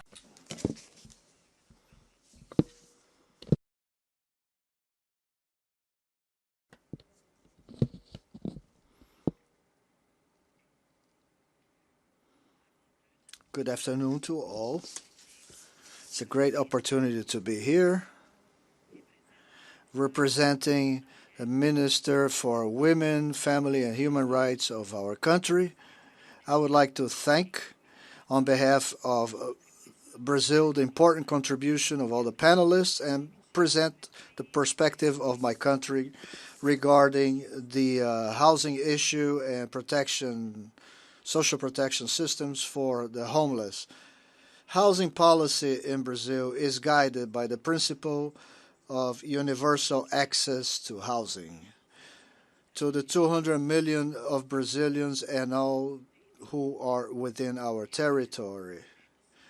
It's a social right that is guaranteed by the federal constitution. In order to ensure this right, aspects are considered such as infrastructure with emphasis to basic sanitation, urban insertion, access to public services, work opportunities, and individual income. Within the last decade, the main housing program was the so-called Minha Casa Minha Vida, or My House, My Life, which was geared toward housing creation. The program was in 97% of the Brazilian municipalities with application of resources in the order of $130 billion, resulting in contracting 5.7 million housing units. This program now has been redesigned, aiming to make spending more effective and ensure direct financing to demand and not only to the offer.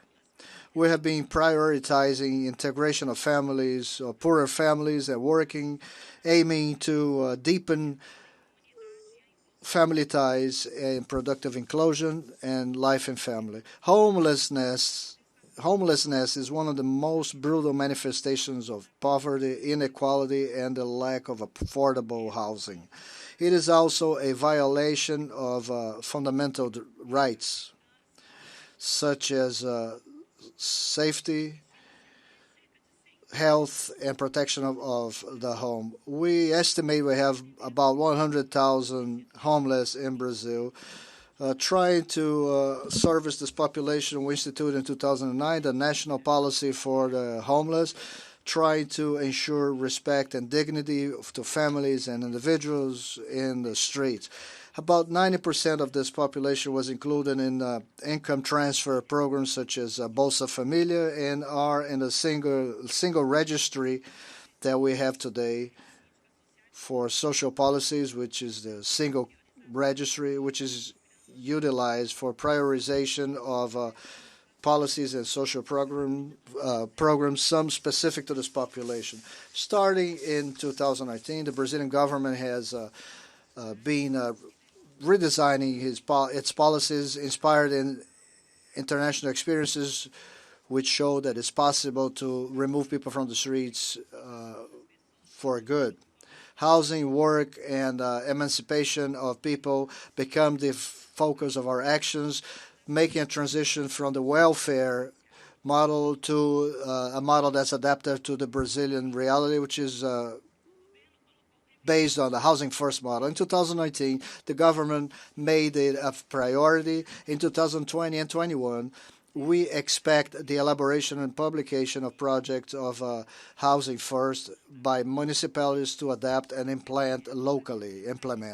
Housing First is being tested in a pilot project in 3 state capitals that has a higher concentration of homeless, and results we've seen until now indicate that the model ensures more efficiency of the application of public resources and should obtain more lasting improvements that will break the intergenerational poverty and vulnerability cycle in all the national territory. Thank you very much. Thank you very much. Thank you very much. I'd like to call upon His Excellency Mr.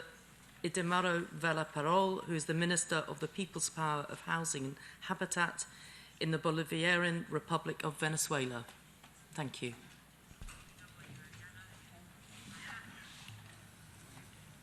Señora Presidenta.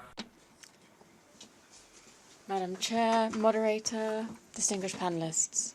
At the outset, I'd like to thank you for your presentations. In Venezuela, achieving a social protection system has been the outcome of the determination of the government and the implementation of strategies that prioritize human beings, together with multilateral efforts to eradicate poverty, reduce inequalities, and promote inclusion and social integration. These are all essential to achieve the 2030 agenda, including the aims towards housing, and this is a commitment of the Venezuelan government enshrined in our national constitution. We believe that the solution is based on changing our conception, focusing on incorporating housing more as a social right than as a commodity. In our experience, we've been implementing high-impact, innovative policies in the social sphere in order to guarantee the social protection of the most vulnerable parts of our population in health, education, transport, food, and housing. And this is a particular priority area to ensure that we can integrate all of the other areas. From 2011, 4 years before the adoption of the Sustainable Development Goals, we implemented the Great Vision for Housing in Venezuela. This was created by President Hugo Chavez in order to guarantee affordable housing under a scheme for social protection for families that do not have decent housing. In 9 years, we achieved the building of 3,000 housing units, and this is ensured to deliver the right to housing and access to urban land without speculative prices, fostering the participation and inclusion of the people in the self-management of this process. And to date, this has led to the building of 35% of housing units and the incorporation of the work of the government and the private sector in providing inputs that are affordable for all sectors. At a financial level, we note the establishment and strengthening of the resource funds, which include employers and workers, and ensure the financial sustainability of the programme, including the most needy families on favourable conditions. These significant achievements in terms of housing, which have been internationally acknowledged and stand as one of the great sources of pride of our social policy, have led to an improvement in the rights of the peoples against the unilateral coercive measures imposed by the United States government, which will not undermine the commitment of the Venezuelan government, which is focusing on the well-being and social development of our people. Venezuela is humbly launching forward in these areas and works with multilateralism and believes that that's a fundamental instrument of foreign and international policy. Nicolas Maduro Moros is therefore the rights for permanent peace and sustainable development in order to achieve the 2030 agenda. Thank you very much. Thank you very much indeed. Thank you very much for those ministerial interventions. Before I call anybody else, just to say it would be really helpful if people could direct some questions to the panel to get a discussion going, and also if you could keep to 3 minutes tops, that would be extremely helpful given our time left. I'd like to give the floor to the European Union next, please. Thank you, moderator. Will be very short, and I will have a question as well. The European Union thanks the keynote speakers and the members of the panel for their very interesting presentations. The EU shares the rights-based approach to housing as addressed by some members of the panel. I can refer to the Charter of Fundamental Rights of the European Union that stipulate that the Union recognizes and respects the right to social and housing assistance, and more recently, the Pillar of Social Rights of the EU of 2017 also includes a principle dedicated to housing and assistance for the homeless. Now, we share the view expressed by some members of the panel that a definition of homelessness would be important. Do the members of the panel agree that the definition of homelessness and also the availability of reliable data can contribute to achieve SDG target 11.1 on housing? Thank you very much. Thank you very much. Can I ask Marissa for you to step in on that in the first instance? Thank you. Thank you, and thank you for the question. I also should have mentioned at the beginning of my presentation that our work on homelessness has gotten outstanding financial support from the European Commission. So we thank you for that, and we are very pleased to be able to do this work. If I understand the question correctly, it was whether a shared definition of homelessness and better data would help achieve SDG 11. I think it would certainly be an extremely important contribution to that. I think we've heard a lot that there are very different definitions, and there's also been, which was mentioned, I think, by our moderator at the beginning, is that even absent a shared definition by everyone, there is a typology, a common typology of homelessness that has been developed with the help of the European Union called Ethos and Ethos Light. And as we saw from the moderator, these can be different categories of how you define, of who you were counting as homeless. And so this can be quite useful in understanding exactly who we are talking about. So I think that would be something, certainly a shared definition would be extremely useful, and absent full agreement on that, at least a shared commitment to using a common typology, I think, could be quite useful. And data, absolutely. I think we're not going to be able to solve this problem effectively if we don't understand what the problem is. Thank you very much. I think if we have time, we'll return to that issue, that particular conversation later. I'd like to call upon the representative from Morocco, please. Thank you very much. And I think I'm going to switch into French. I wrote in French my words here. But je voudrais vous remercier. I would like to thank you for the very detailed presentations that give us a snapshot onto homelessness in several regions around the world. And there were explanations and presentations of strategy as to how we can address this scourge. The majority of the presentations focused on a response to this scourge, which unfortunately exists around the world. My delegation would have liked to have heard further information on prevention. How can we prevent this? What are the causes of homelessness? Prevention is a key word here. That's our first point. Secondly, now, in the Arab world, what is the state of play as regards homeless in the Arab world? I didn't hear anything mentioned about that amongst the panellists. It's often said that generally in the Arab world there's a role played by the family. So, is it perhaps even a bit taboo to have a member of the family living on the street? This doesn't mean that the phenomenon doesn't exist. It does exist. Is there a link between that and the role of the family? So here I'm speaking about the Arab world in particular. Thirdly and finally now, I didn't hear a lot mentioned about children, street children. This is a phenomenon that does exist. We can't forget about it. We can't ignore it. These are the future generations here. So I'd perhaps like to mention tangentially that Morocco has launched an initiative in Marrakesh in 2018 to fight against the phenomenon of street children. And this is a Moroccan initiative, but it's open to the whole African continent now, and it's making progress.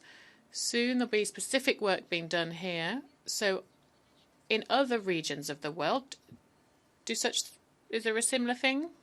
I don't want to talk about cliches, or I don't want to discriminate about different regions, but I would like an overall view on that. Thank you.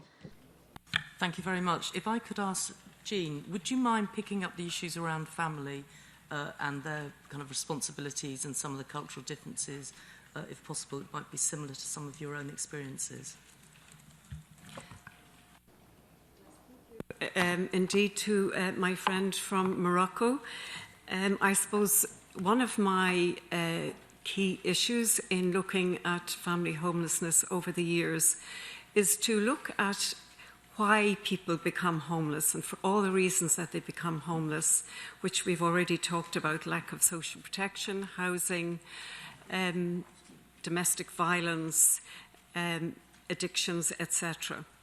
I suppose I passionately believe that in order to eliminate homelessness, we have to begin to look at children within the family. Because if we don't look at family homelessness, then the next generation will be children who are homeless. Unanima International have started a research project which will be launched tomorrow at some stage in countries like Ireland, Kenya, Australia and India. And we're looking at both the quantitative and the qualitative data, because I think it's important to get the voices of the people who tell us what it's like on the ground for women, children and girls to be homeless.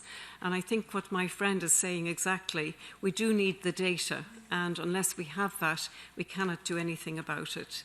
I've worked for nearly 30 years within the homeless sector, particularly with families, and breaking the cycle. I do believe in housing first. I never knew there was such a model when I was working, but now I believe that it's a housing model first. But it has to be with support, because that's where we're going to break the cycle. Thank you. Thank you, Jean. If I could ask, Denis, would you quickly talk to us about what you think is going on with street children in relation to our colleague from Morocco? And then, Minister Poulin, can I ask to come to you afterwards just around that specific issue of prevention, which is obviously part of what you've done in Finland? Yeah, I don't have any direct knowledge or experience with street homelessness among children in Morocco, unfortunately, so I don't feel able to comment at this time. Do you want to come in on that, Amica, street children? Oh, no, generally.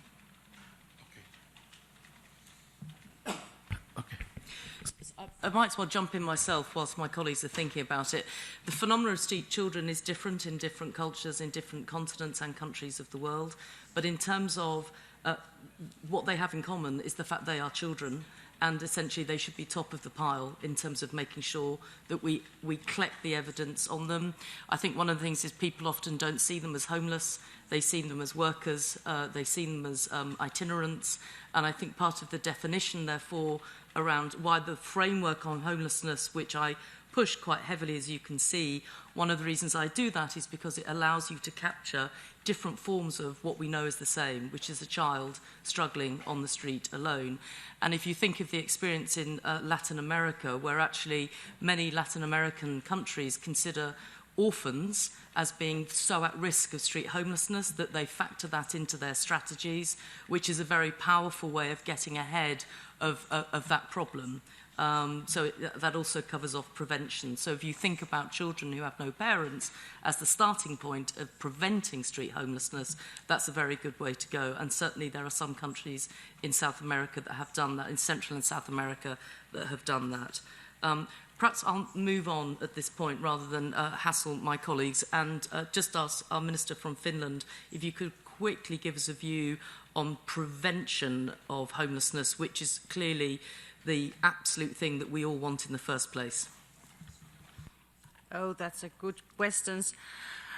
First of all, there needs to be political will and political consensus on the highest national level. In Finland, homelessness has been seen as a national social problem with utmost priority. Housing is human right, so it is the government's duty to act. In Finland, ending homelessness is based on close cooperation with ministers, municipalities and civil society, both on national and local level. The goals, responsibilities and financing are all dedicated together. This has made it possible to implement housing first in a systemic level. Ending homelessness is both a social policy and housing policy issue. People need affordable homes. Comprehensive social protection system is needed to prevent people from losing their homes. Universal social and health services prevent homelessness and provide support for ex-homeless persons to integrate back into society. Thank you very much. Do you want to speak? Amica would like to say a word on this as well. Thank you. Thank you, Chair. How can we prevent homelessness? I just want to say a few words here. Yes, we admit that homelessness is a social problem because it actually affects each and every one of us directly or indirectly. To prevent homelessness, we have to actually root out the causes. We have to identify the causes and then deal with those causes. But unfortunately or incidentally, at this level, we usually focus on the macro social structural issues, but neglect the individual-based explanations. For instance, if I have to link my explanation up with street children are on the street because either they have lost their parents or the breadwinners of their homes. So they now have to go out and fend for themselves. That's why they're on the street. And some children are also home deserters as well. They desert home for one reason or the other. So in order to end homelessness and to prevent homelessness, we have to really look out for those problems and deal with them and not to confuse issues about homelessness. In my presentation, I made mention of what I referred to or I coined as classic homelessness, transient homelessness, and other related issues. The confusion between these has actually robbed us of the opportunity to decisively deal with homelessness. And that's why we're not having the good data because of that confusion. So we have to streamline and actually iron out issues more accurately. Thank you. Thank you, Amica. I'd like to call upon the Minister from Venezuela who would like to make another short intervention. Sí. Yes, I apologise for taking the floor for too long. Last time I had prepared this statement but in Venezuela, the issue of housing is a priority, and it's therefore very important to make this statement. However, in our experience, we consider the final cost of housing to be an important factor in the accessibility of housing for the most poor people, and we're particularly facing an issue with the speculative prices of urban land. Therefore, I'd like to ask Mr. Amica Obeah, who was talking about a social orientation program, how are you facing the issues of speculative land prices to ensure that there are affordable land prices? How do you manage people in order to address that issue? And I close my statement by also congratulating Dr. Aino Koisa, because she emphasised that the issue of housing is resolved with a high level of commitment from all members of government. Thank you very much. Excellent set of questions. Thank you very much. It's about housing. Yes, the sustainability of housing. The finances of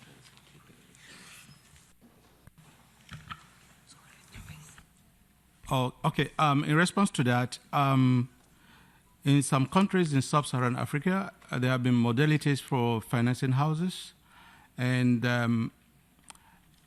I remember quite clearly, and data shows that, for instance, in South Africa, there have been a number of measures put in by the government in order to assist those who cannot pay for especially the down payment.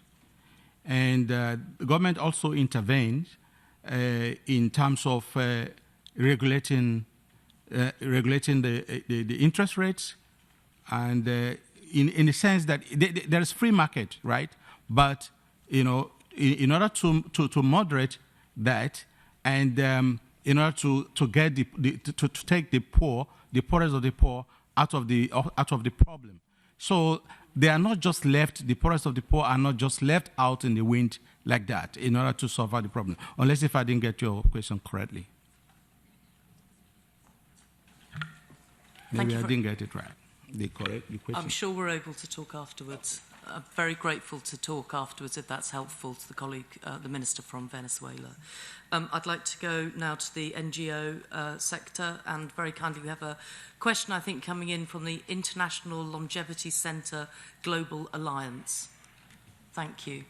You have the floor.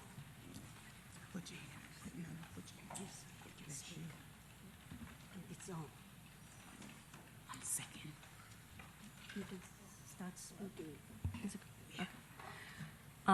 Honorable Chair, delegates, and most esteemed guests, my name is Tiffany Pang. I'm a representative of the International Longevity Center Global Alliance.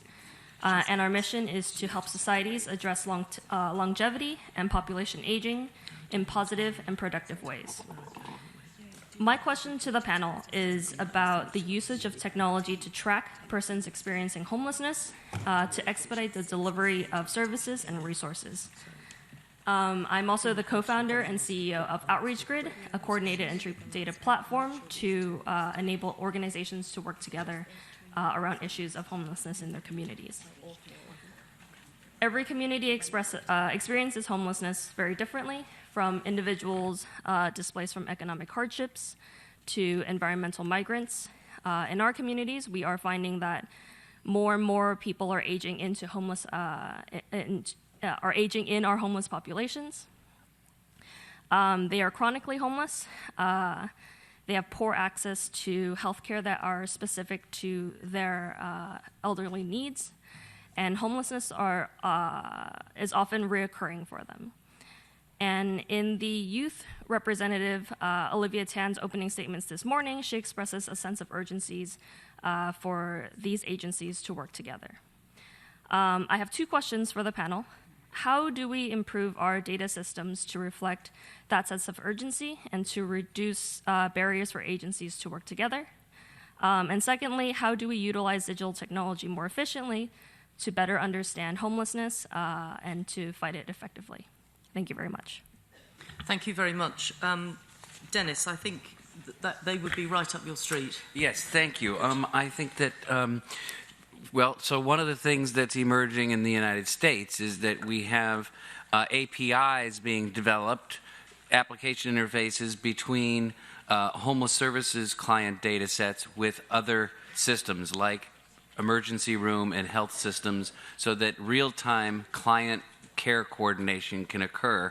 And so this is not a complex technology. It's actually pretty available.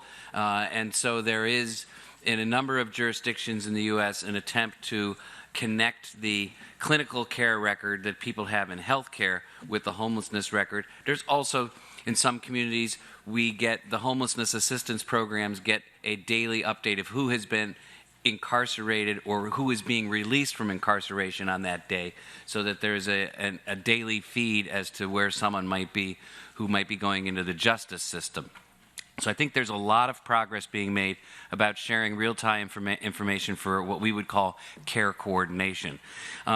The other area of growth, and there was a recent meeting actually just a couple of weeks ago, is about using mobile technologies as a way to stay connected to people who are homeless or on the street, to connect to them for appointments, to do reminders around,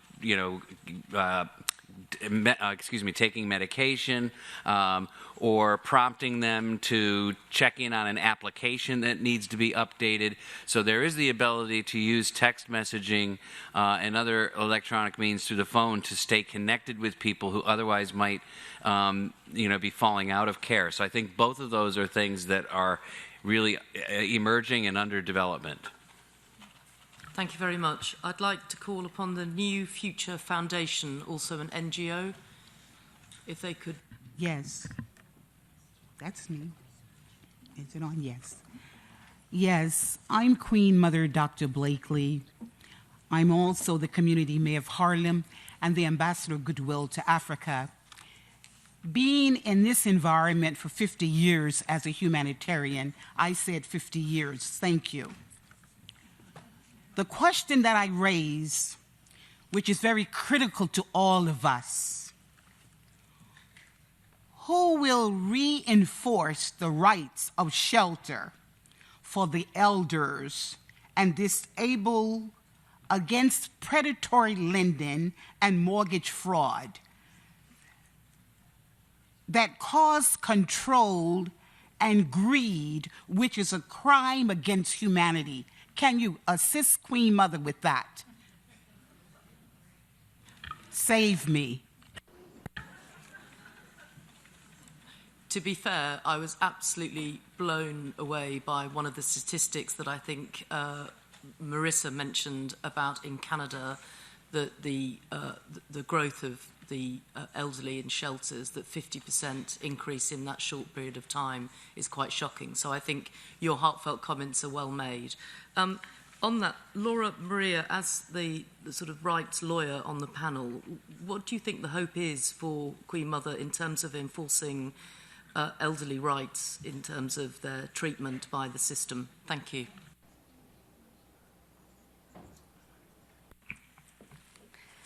To answer it in a more general way, as I was saying, I think that a human rights-based approach to homelessness is very, very important. And I think that many of the issues which these people are facing are related to the lack of a legislative framework pertaining to the regulation of tenancies for vulnerable groups. And of course, that in this respect, states play an important role. And this is actually why, in a way, I was trying to say and to convey the message that the Committee on Economic and Social and Cultural Rights, through the optional protocol and through its ability to deal with individual communications, is a very trustworthy partner in transmitting the right way of approaching the issue. For example, in those examples that I gave, we made individual recommendations, but we also made a general recommendation to the State Party as to improve the legislative framework, to impose a duty on the judicial and the judges to consider when they, for example, give decision on evictions, to see if that person is not facing homelessness, so a more balanced approach. Moreover, I think that the issue of legal remedy is also important. So maybe legal remedies will be also good to think of. Thank you. I'd like to give the floor now to the mission from Senegal, please. Madam. Je vous remercie. Thank you very much. Thank you, Chair. If you'll allow me, I'll speak in French. I just wanted to go back a bit to the various presentations that were made on street children and that issue in particular, and homelessness amongst children. To address this issue, I wanted to point out a couple of things. Granted, homelessness is a problem. It is a universal problem, a phenomenon that exists in every country. But nevertheless, there is a difference in how this is manifested depending on whether it is a developed country or a developing country. It's not the same thing at all. It doesn't manifest itself in the same way. And it can look very different, but we need to understand is the essential fact about homelessness in developing countries is that these are economic causes behind it. That's clear. Now, it's important to bear in mind that if we think about these differences, but we still need to be able to have an agreed definition of homelessness that everyone can agree on. Because it's this definition that will allow us to focus and look at countries who can provide solutions or who can provide synergy for action. So I think we need to be very careful when we talk about the definition to take into account as many realities as possible. Certainly the realities of Western countries and developing countries, but also the realities in African countries where this phenomenon has very, very different root causes. Thank you very much. Thank you very much. I'm going to go to the last two colleagues from the NGO sector. Given time, I'd be so grateful if you could keep your interventions to less than 2 minutes. So if I could go to a colleague from the Loreto community first.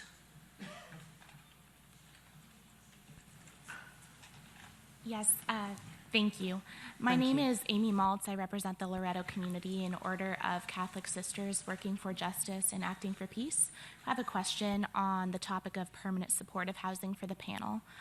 We have seen often that the housing first model in some parts of the United States and the process by which individuals can access permanent supportive housing requires that individuals prove chronic homelessness through either disability or through prolonged homelessness.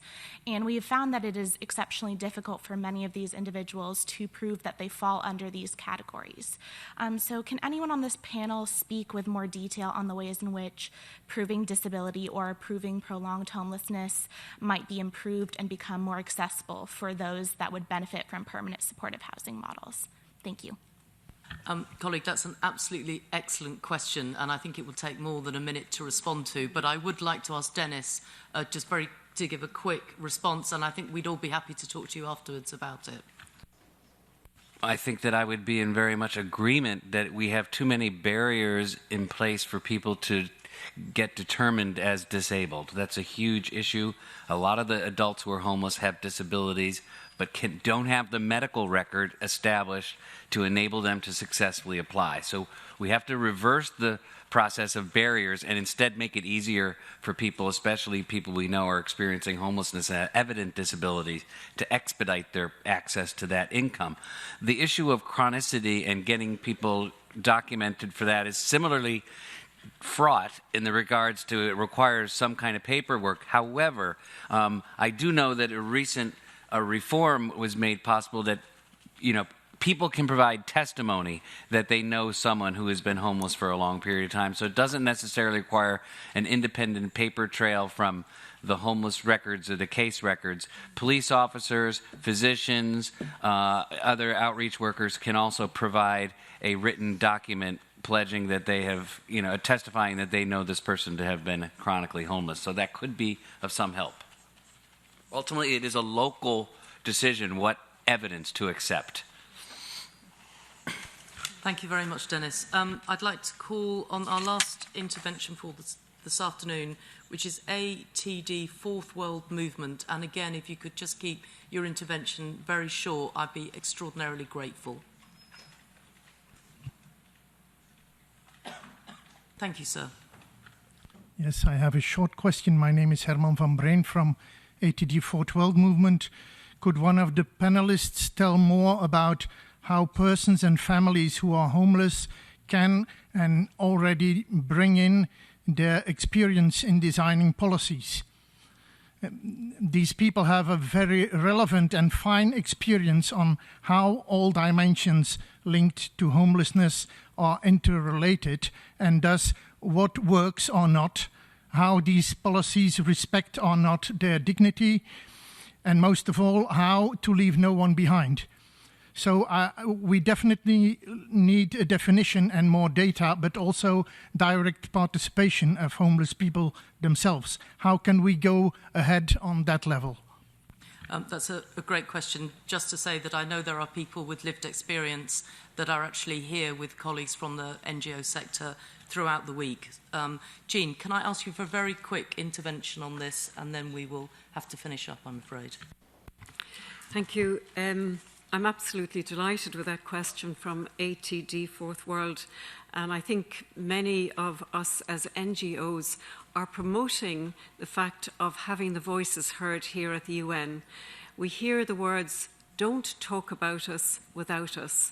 And so, as Dame Louise said, we have this week many people who've experienced homelessness, who are here to make recommendations to us on how to move forward to address the issue. So for me, it's really important not to talk about us without us. And hearing the stories of the people, as I said, Unanimum International have started our research, and part of that qualitative research is to have the voices of the people.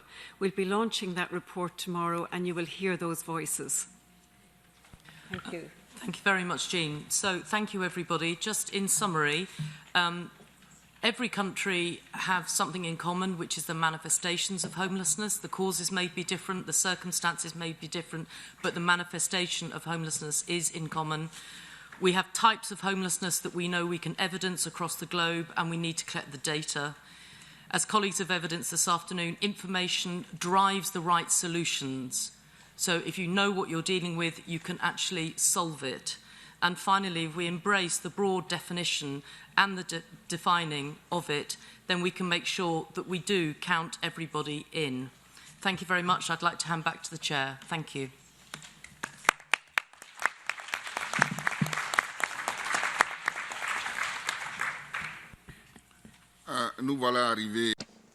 We've reached the end of our interesting and particularly enlightening high-level panel discussion on the priority theme, and I thank Ms. Casey for skillfully guiding our discussions. I'd also like to thank the distinguished keynote speakers, the panelists, and delegations for their participation and contributions. Before adjourning the meeting, I'd like to remind you that the Commission will hold a ministerial forum entitled Emerging Issues, 25 Years of the World Summit for Social Development, addressing emerging societal challenges to the implementation of the 2030 Agenda at 10 a.m. tomorrow in this room. And I'd finally like to thank the Secretariat and the interpreters for their excellent support. The meeting is adjourned.